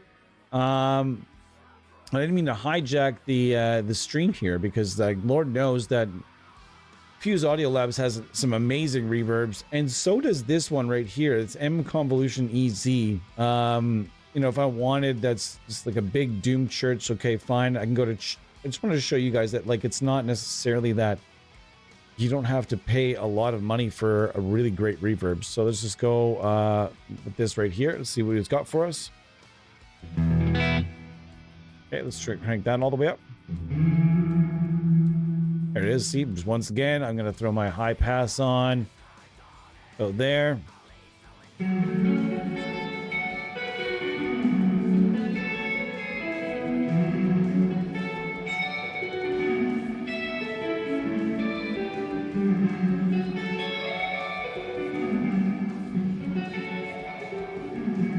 Can't do it any faster.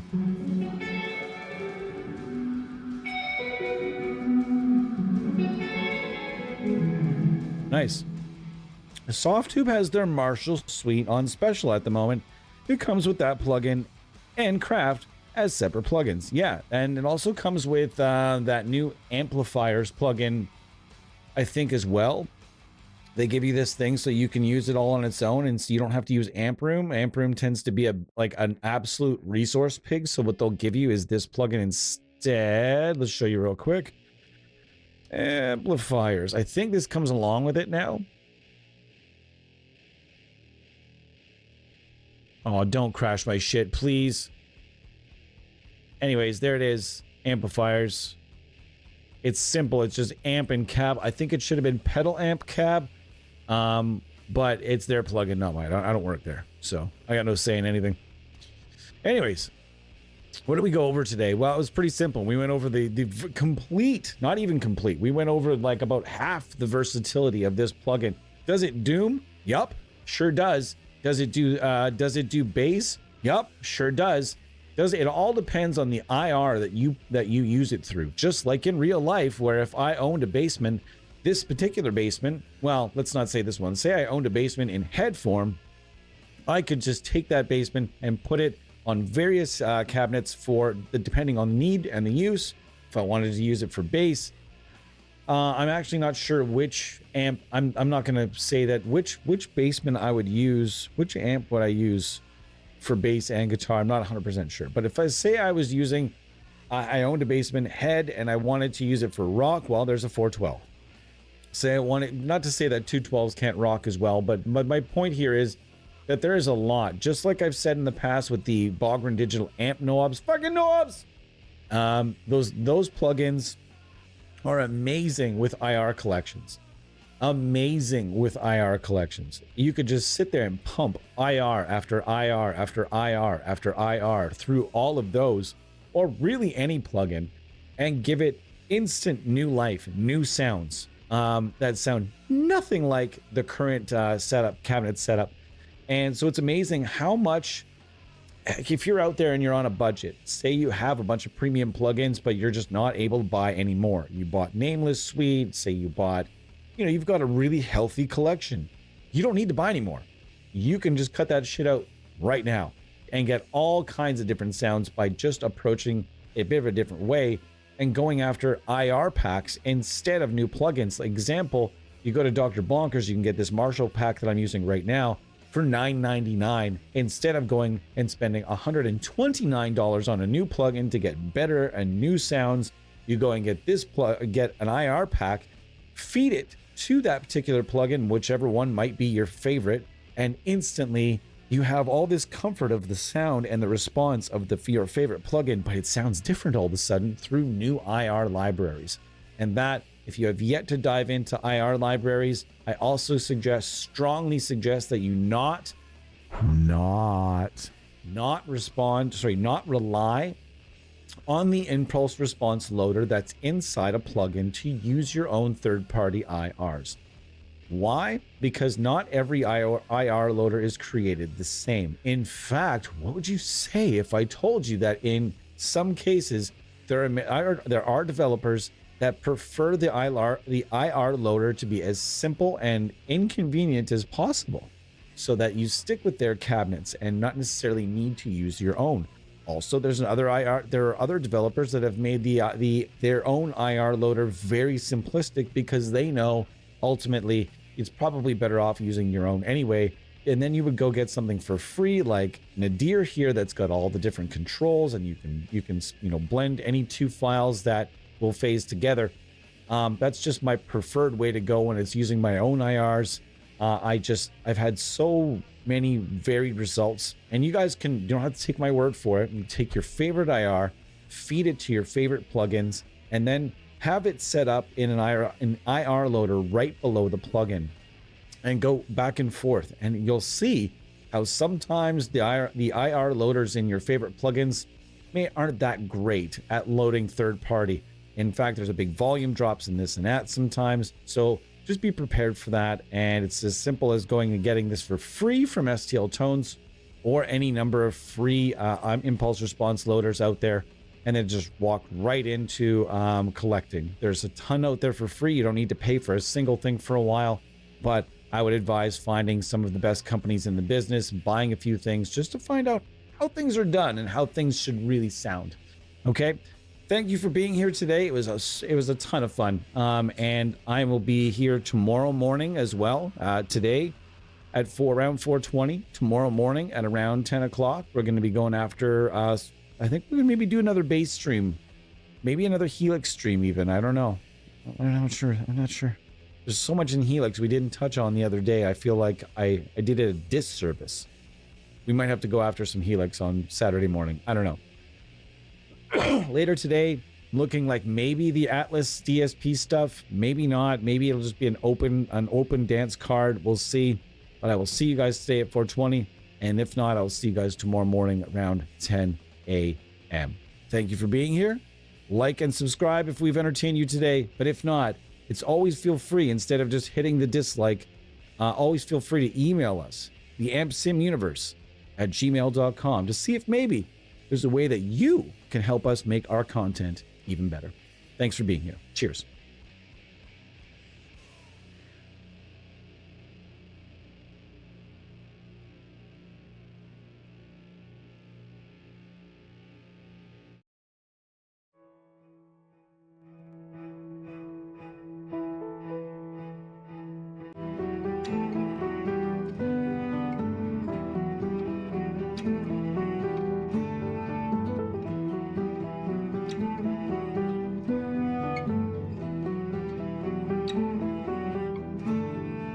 Razor's edge outlines the dead incisions in my head. Anticipation, stimulation to kill the acceleration. Inert flesh of bloody tone, a decorated splatter brightens the room. An execution, the saddest ritual.